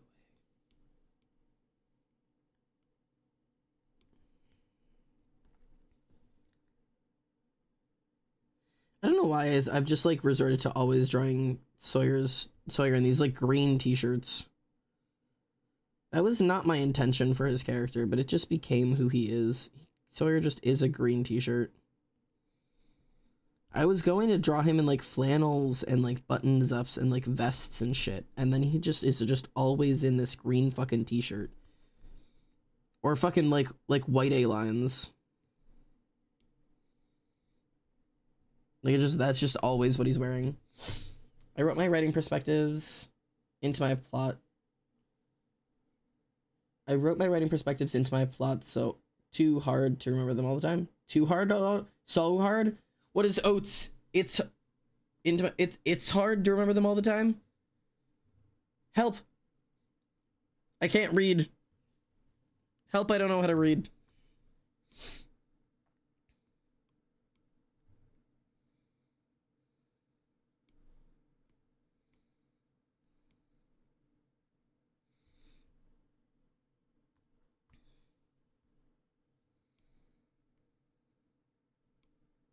Each character has a unique one I like, and I have like so many characters. I see, I understand.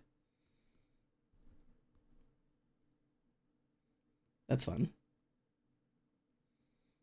Yeah, okay, it's hard to remember them all the time. That makes the most sense.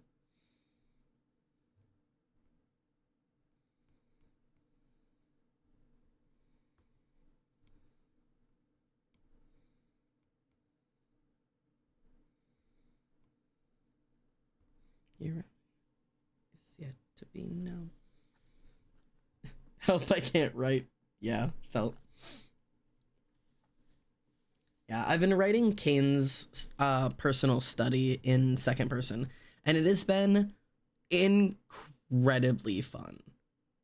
Like it is just it's been so incredibly fun to write in second person. And every once in a while because I'll get like into a flow, and guess what? I catch myself slipping into not third person but first. I somehow slip and I'm like, whoops, there goes first person. I'm saying I instead of you, and I'm like, whoopsies. But it's been so fun to write in third person.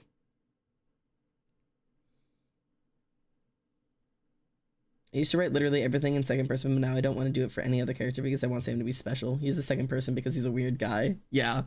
And I feel like you can still do little things in second person for different people, but like the fact that he is so written in second person is it's so Sam.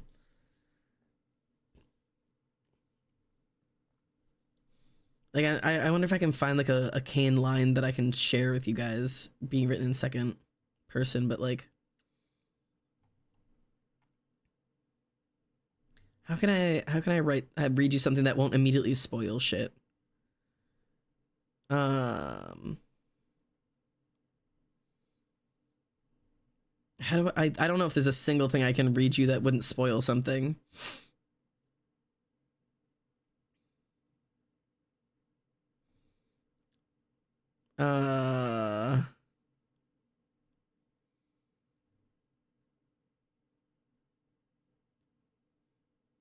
Okay. Like there's like a section of like his like thing of like the longer you drove, the more that you learned how to find bonfires along beaches, stretches of coast shielded from view on the road, wisps of black smoke, the distant rumble of boomboxes in the sand. You found more fruity drinks that burned behind your ribs, more jokes that rolled off of you with laughter. Yeah, you learned to play beach volleyball, a skill that you absolutely lacked. Learned how to fill your lungs with the bitter smoke of cigarettes despite the way they made your lungs heave. Learned how to lock lips across a bottle when fate spun it to face you, and that was a game you enjoyed. Like I just like reading little like I love saying it like I'm speaking to him. It's really fun. Second person's really fun. It's exciting the way like I get to like play with the way I'm writing it. I also am not consistent with my tense in this one. I switch from past to present several times throughout the writing, and I think it's fun. I'm having a good time with it.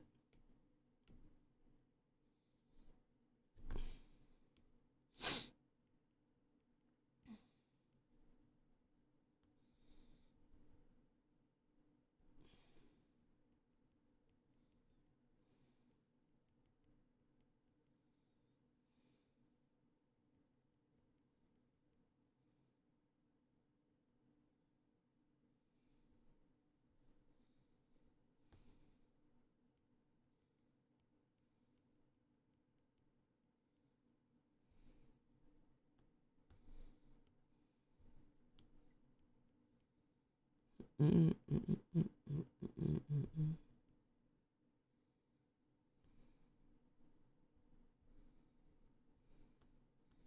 feel like I need a mix of like, some colors here.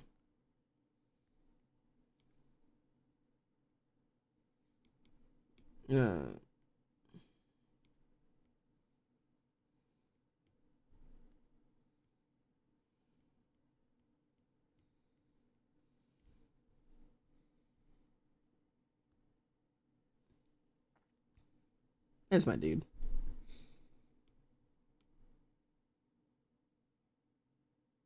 Okay. Try writing everything in present tense. Yeah, no. I just don't care anymore about tenses. The words that want to come out will. I will not be eating Vegemite toast, Rotten. That's wild. Currently, there's only one character I write in present tense. Kane, I switch violently through. The worst is probably my character that only gets told through gossip. I have a friend like that. I don't know how to explain that, but I do. Rumi, there's a reason we only ever refer to her as Rumi. No, people don't know her real name, and she literally only exists through rumors. Girl ain't real. She just isn't. She's just a rumor. She makes up shit to tell people. Like, she'll meet a new person and just straight up make shit up about herself and like tell people a completely different version of her life just for fun to see how many different people she can tell different stories to. Actual genuine cryptid. Shout out to Rumi.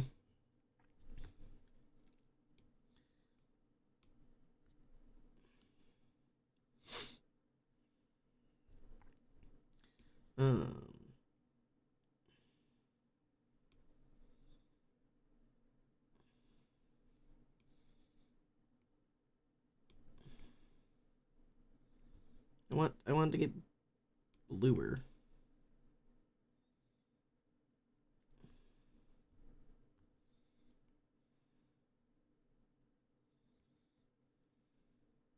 I forgot that everything's on one layer.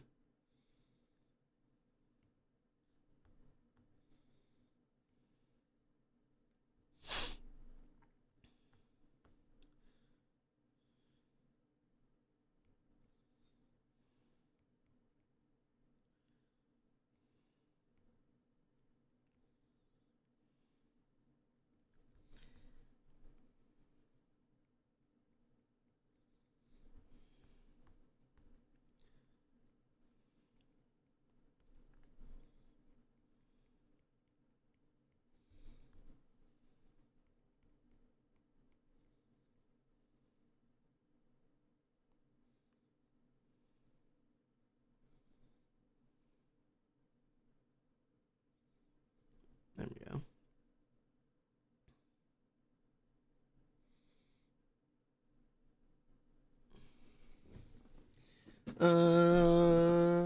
I have to 5 annotations to this article. I literally don't understand one bit of it. It feels so dumb. Oh god. I believe in you. That is what I aspire to be. It's an adventure, a myth, a legend. This is not making sense to me. The language is too advanced. Come read it to me. I got you. I won't understand a bit of it, but I can try. Upside down toad. Toast? Did you upside down your toast? Did your toast fall down and become upside down toast? Always convinced Rotten is typing on a keyboard covered in honey. Constantly convinced that Rotten is like holding a keyboard above their head and like typing with their eyelashes or something.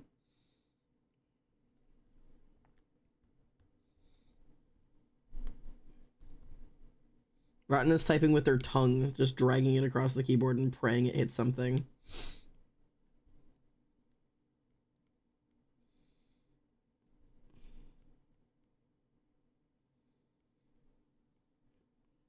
I wouldn't be shocked if somebody's like, yeah, it turns out Rotten's actually a dog and their owner's just been like throwing food on the keyboard and just seeing what comes out. And it's like almost taken the shape of a real person.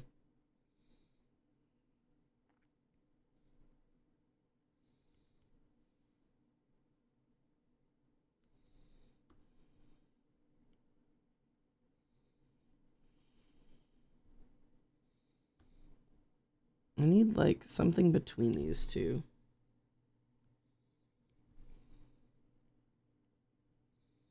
This will do.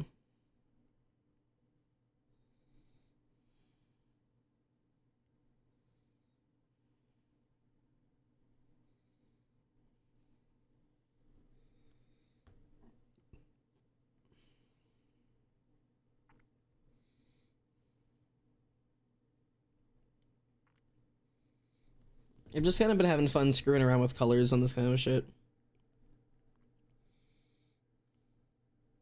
Is it perfectly accurate? No, but I'm just like, whatever. Because I kind of blend it out anyways.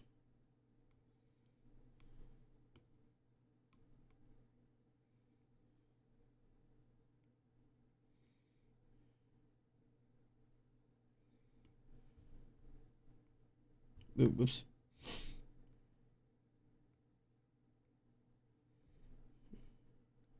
God damn.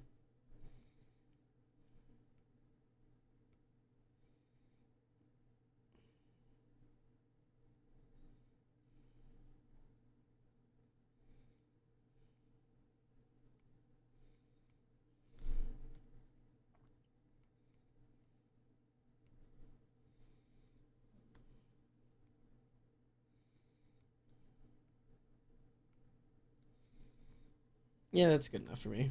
I feel like this needs to come out.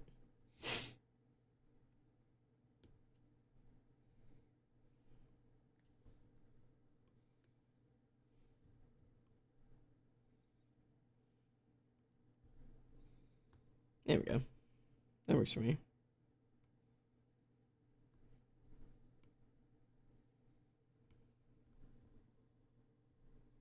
You're a monster. Yeah, I type with my eyelashes, yeah. I'm convinced you develop a prehensile tail and you were typing while hanging upside down from a tree holding a laptop with one hand. Yeah, that too. All correct. What should I make out of breads and wire? Only misplaced space. We gotta count that as a win. Yeah. Oh, beads. What should I make out of beads and wire? That was quite close. A lizard? What color lizard? Green lizard. Green lizard. Monster. Grebe lizard. Grebe. Lizard is grebe.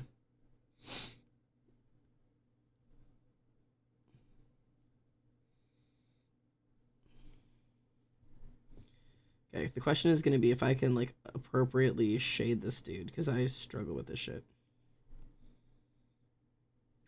Shading is one of those things that sometimes you just have to, like, trust as you go, that just, like, throw colors down, and somewhere along the line, something will start to look right. I can't promise when or how you'll know, but, like, eventually, something will start going right. You just kind of have to trust the process.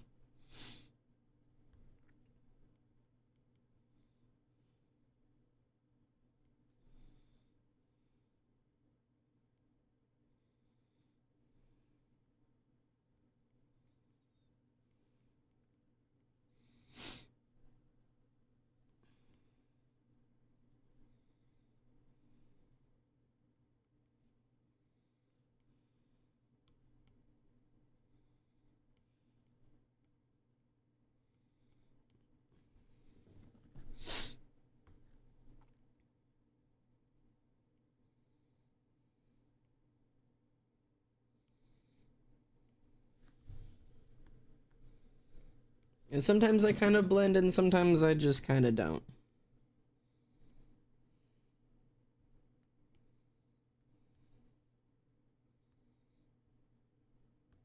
Cheesecake.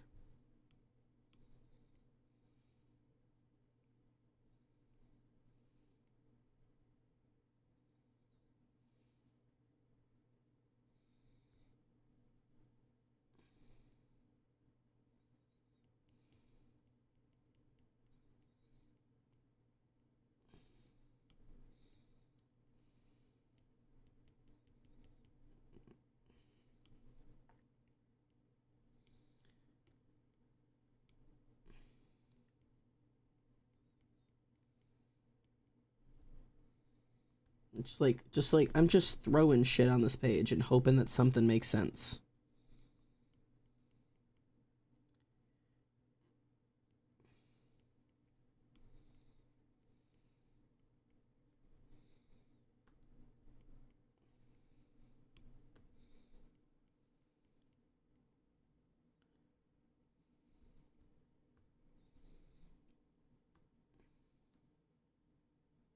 And stop.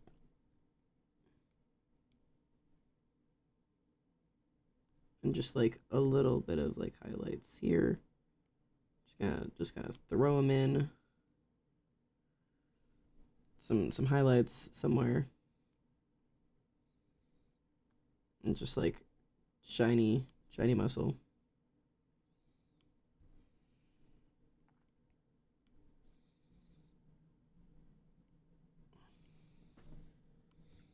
And throw a little bit on here.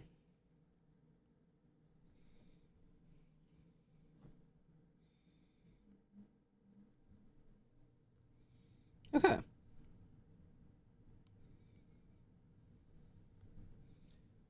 We're gonna call that skin, baby. Oh boy, okay. I want this a little bit more red, and I want to throw that on his ear, and then we're gonna be good. And maybe a little bit on the nose. No, not there.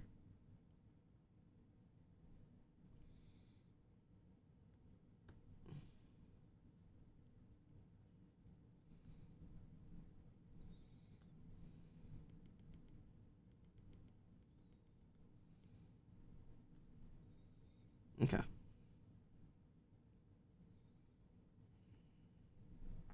Oh, suddenly I'm working on the pants. I was gonna go do the hair, but my hand slipped, and the pants are happening now, and I don't know what happened, but oh well. But let mercy come, wash away.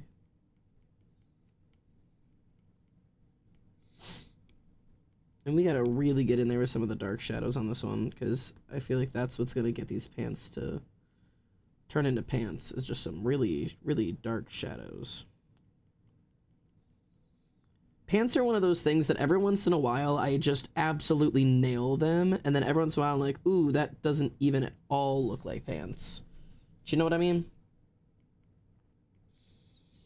It's really kind of a toss-up for me, depending on how my day is going. Sometimes I'm like, oh shit, I just made the most pants-looking pants you've ever experienced. And then sometimes it's like, woohoo, I don't even know what those are. Cannon, you should go away. Dance. I didn't get enough OC time today. I'm sorry. I wish I could provide you more OC time.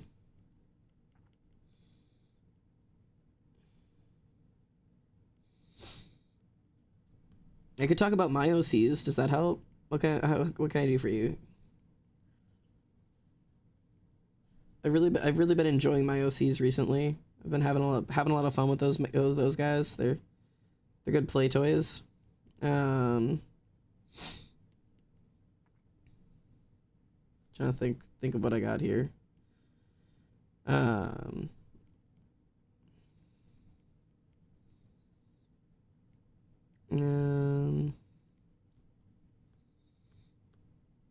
Yeah.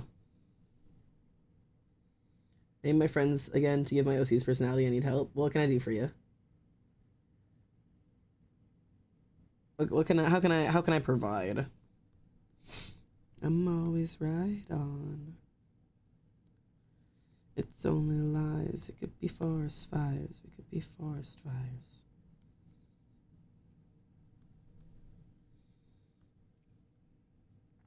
There's nothing I want more than just I can provide. Let me get you.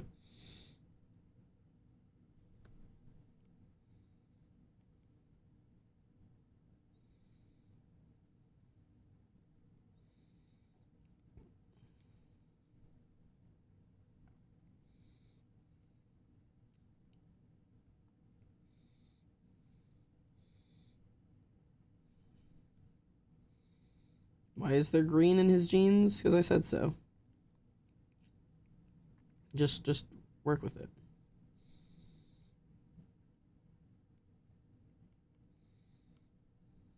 I'm a growing Cancer.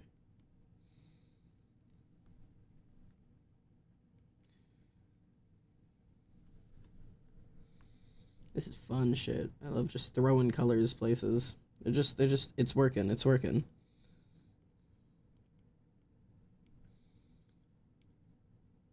I've been working on OC's parents recently. That's been my task. I've been thinking about Brooklyn and Roman and Augustine and Sancha and their experiences and what brought them there and how they got to where they are in life and the experiences that it took to turn them into what they are today and the way that shapes their life, which has been really fun. I actually was thinking about writing a Brooklyn piece just because like there's a little scene I pictured that I was like I kind of want to just like throw that on paper, just to, like have it written down somewhere because it might like long term kind of help. I don't know, I just feel like it was like maybe knowing this about my girl would kind of help develop some of the like confusion that I've been experiencing with like where did this come from and how did we get here? Because one of the things I've been struggling with is trying to decide if Kane has any at all religious like trauma or religious experiences or religious thoughts or anything before meeting Sawyer. And originally the answer was like a really solid no. I was just like, nah, I don't think he's literally ever like that's never been a part of who he was. And then I was thinking, and I was like, actually, maybe he has. I was like, but where and why and who?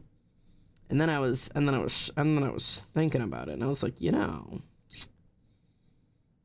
think I'm onto something here. So I fear I'm onto something with my darling Brooklyn. I don't think Kane has like religious trauma, but I do think religion has been in his life before, but he's just not like been a big proponent of it. He just doesn't really give a shit. Like it's just not in his not his area of giving a shit.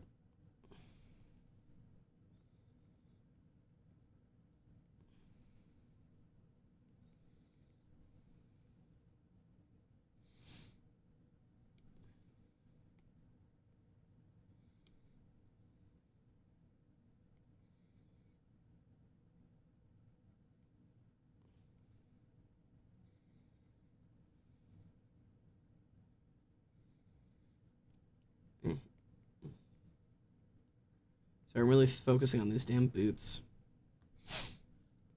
Yeah, let me get these boots in place.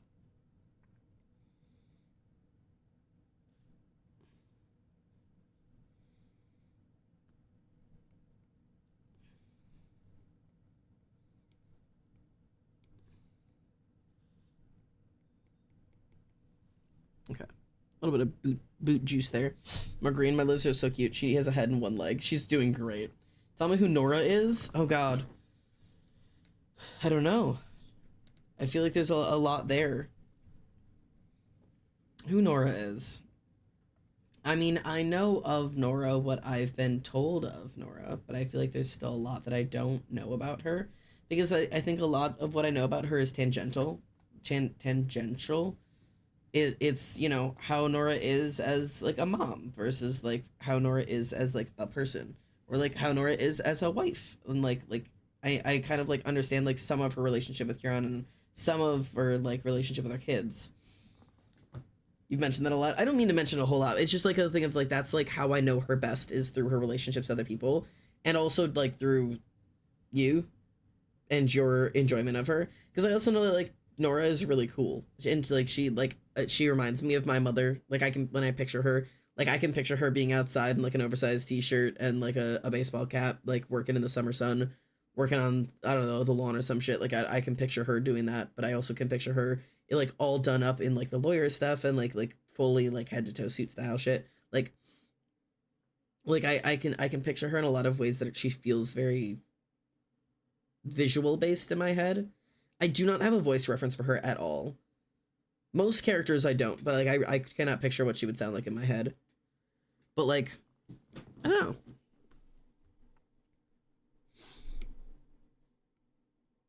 Like, I want to know more about her in, like, there's, like, sections of her life that I feel like I want to know more about. I want to know more about her teenage years and, like, how, like, she experienced the world as a teenager and, like the ways that she thought about things and, like what things did she get excited about as a teenager? Did she have any, like, big causes that she was really, like, touting to the streets and whatever? And, like, I don't know. You can hear characters in your head? No, like, not quite like that. Of, like, I can't hear them speaking. I know a lot of people can. There are a lot of people who can't, like, they can picture the voice of characters. But, like, I mean, like voice reference, like, wise, I know Sawyer has a deeper voice than Kane does, kind of thing.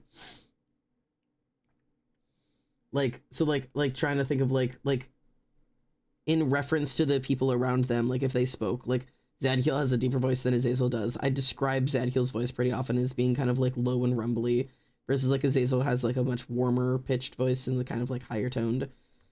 Like, so it's, like, one of those, like, it's really just more of, like, I don't know if does Nora have, like, a deep voice or a lighter voice, or, like, what kind of, like, is it very smooth? Is it very raspy? Is she very bubbly and, like, oh yeah, absolutely? Or is, like, yeah, no, we'll get that out. Like, very, like, matter of fact, like, cold tone, serious kind of shit. Everybody's kind of got their own thing.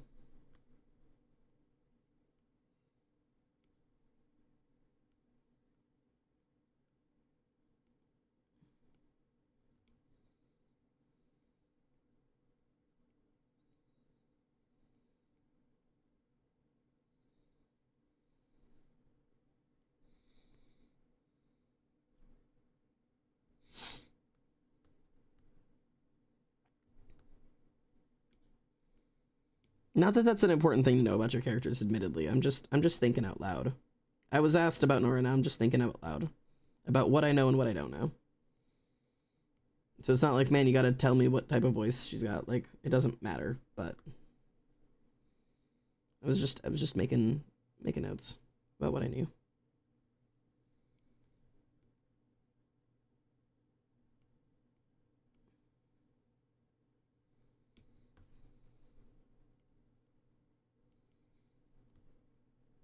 I just want brown, bro.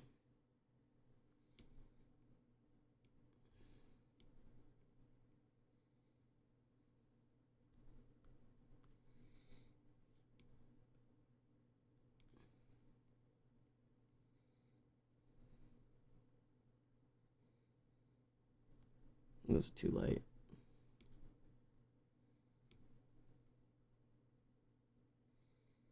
I just wanted to have something for like a light tone in here.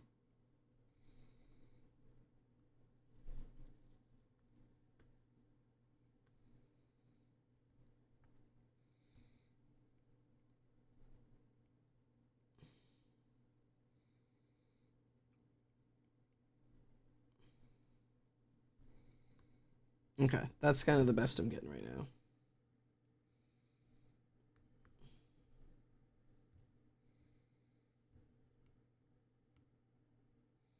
I'm gonna darken his skin here.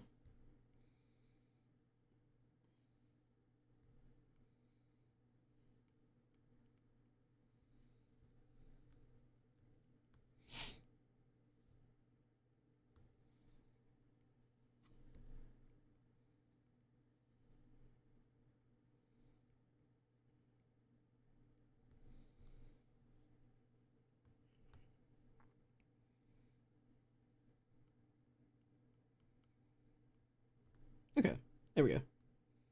We have 2 of them.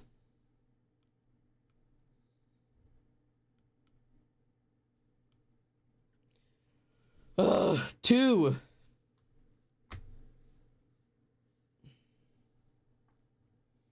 Okay, hang on. I'm scrolling up and reading. What do you mean? As a teenager, she was big into leftist politics and the Beatles, few other things. Or has a deep and raspy voice. This has always been true and is important to me. Okay. My characters have voices and pitches and accents and stuff, but I just hear them talking in my voice. I spent like an hour trying to help with our, Okay, my bad. She isn't done yet. I'm bad at this. No, you're good. You're good.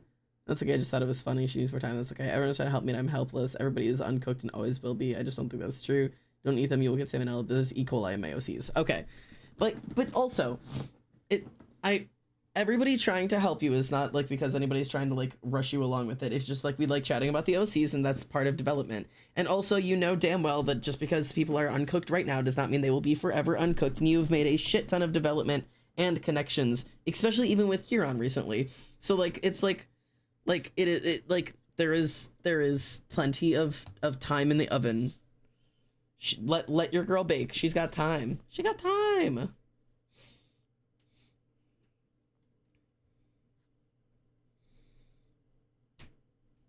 But yeah, there we go. We got 2. 2 out of what? 1, 2, 3, 4, 5, 6, 7, 8, 9, 10, 11. God, 2 out of 11. It took me 2 hours. Hydrate, I can do that.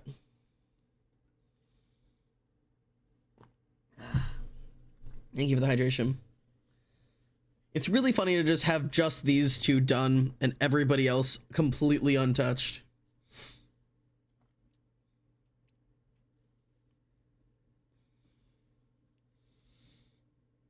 Health up, Art Man. Thanks, mate. I'm falling apart over here.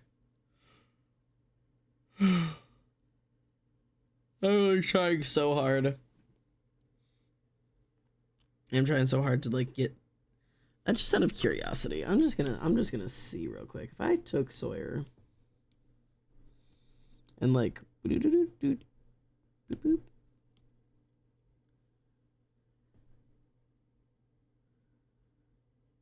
Wait, did that not work? Oh, it's because it's not layer selected. Well, let me. Boop, boop. Boop.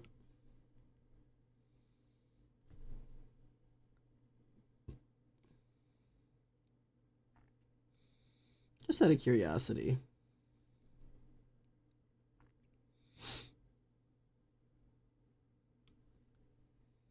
Okay, wait, chat, opinions. I need some opinions. I think that looks better. Okay, opinions. This, option 1, option 2. Do we keep Sawyer tucked behind Kane? Or do we put his foot in front of him? Because this, like, really tucks Kane in between Sawyer's legs. Like, he's really tucked back there. Versus, like, this one, they feel like they're drawn in the same room, but they're not interacting. This makes it feel like they're in the same room. Like, they're leaning on and leaning in front of and together in front of each other. In front, Sawyer in front. Yeah, okay. Yeah. Okay, glad we're all on the same page here. There we go. So we have, like, Sawyer can be entirely behind him, but, like, for, like, if I ever need it. But there, that's the kind of, like, interaction that I want. I want them to kind of, like interacting with each other. I don't want them just, like, in the same room. I like that they're interacting. Cool. Cool. And we can also just, like, completely get rid of Kane, and there's still, like, a full Sawyer there. Other than his, like, unedited hand, but, like, whatever. Deal with it. Welcome back to Short King Radio. Now we're gonna answer our callers. Alright, cool.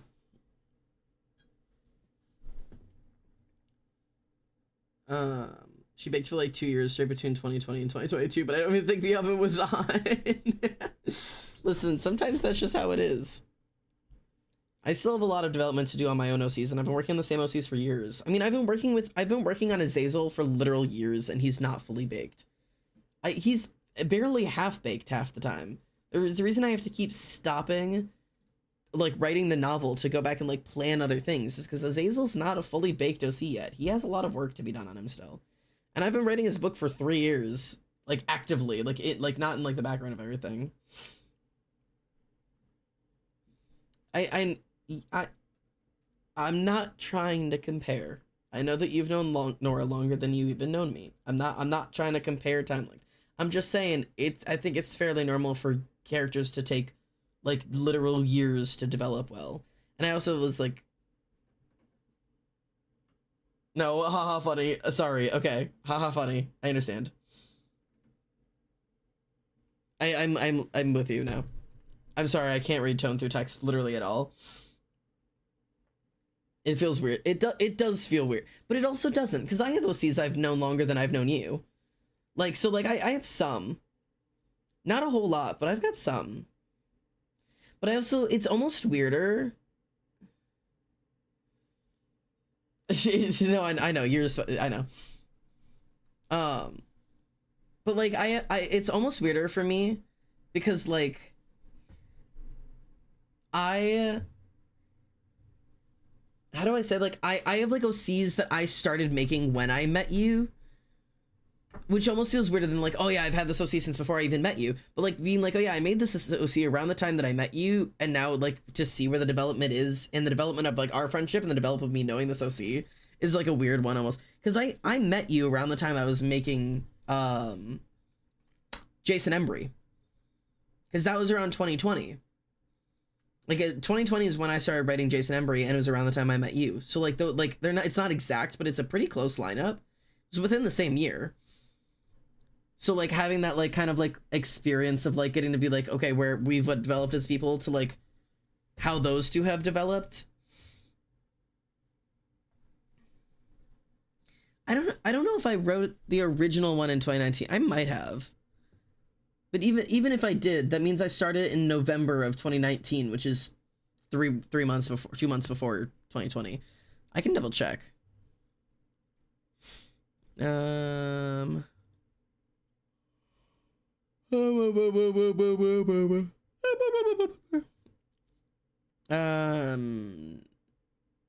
Novels. Those that fear us. Yes, okay, the first draft was 2019. So you're right, yeah. So it was the original draft was written in 2019. So like 3 months before 2020. But I still, I mean, that's a pretty close. It's not perfect. I'm sorry, but like it's a pretty close, like around the same time. I'd still say within the same year that I met you, because I met you before November of 2020. So within a year of meeting you, because those characters didn't exist before November 3rd of 2019. Because I started writing that book. That was back. Yeah, I'm saying the thing that everybody already knows, but like it was also like it was November 3rd of November. It was November 3rd of 2019 that I started writing them, and that was back when Embry was still called Sock. So like it like within a year of Sock to you is when I like, so like it was like one of those like it's a interesting little development. But I know so little about Jason Embry, but I also like literally just redesigned Embry this year. Like I don't want to throw these OCs away because I really liked them, but I didn't like the book. The book ended up being bad, so I gave up on it.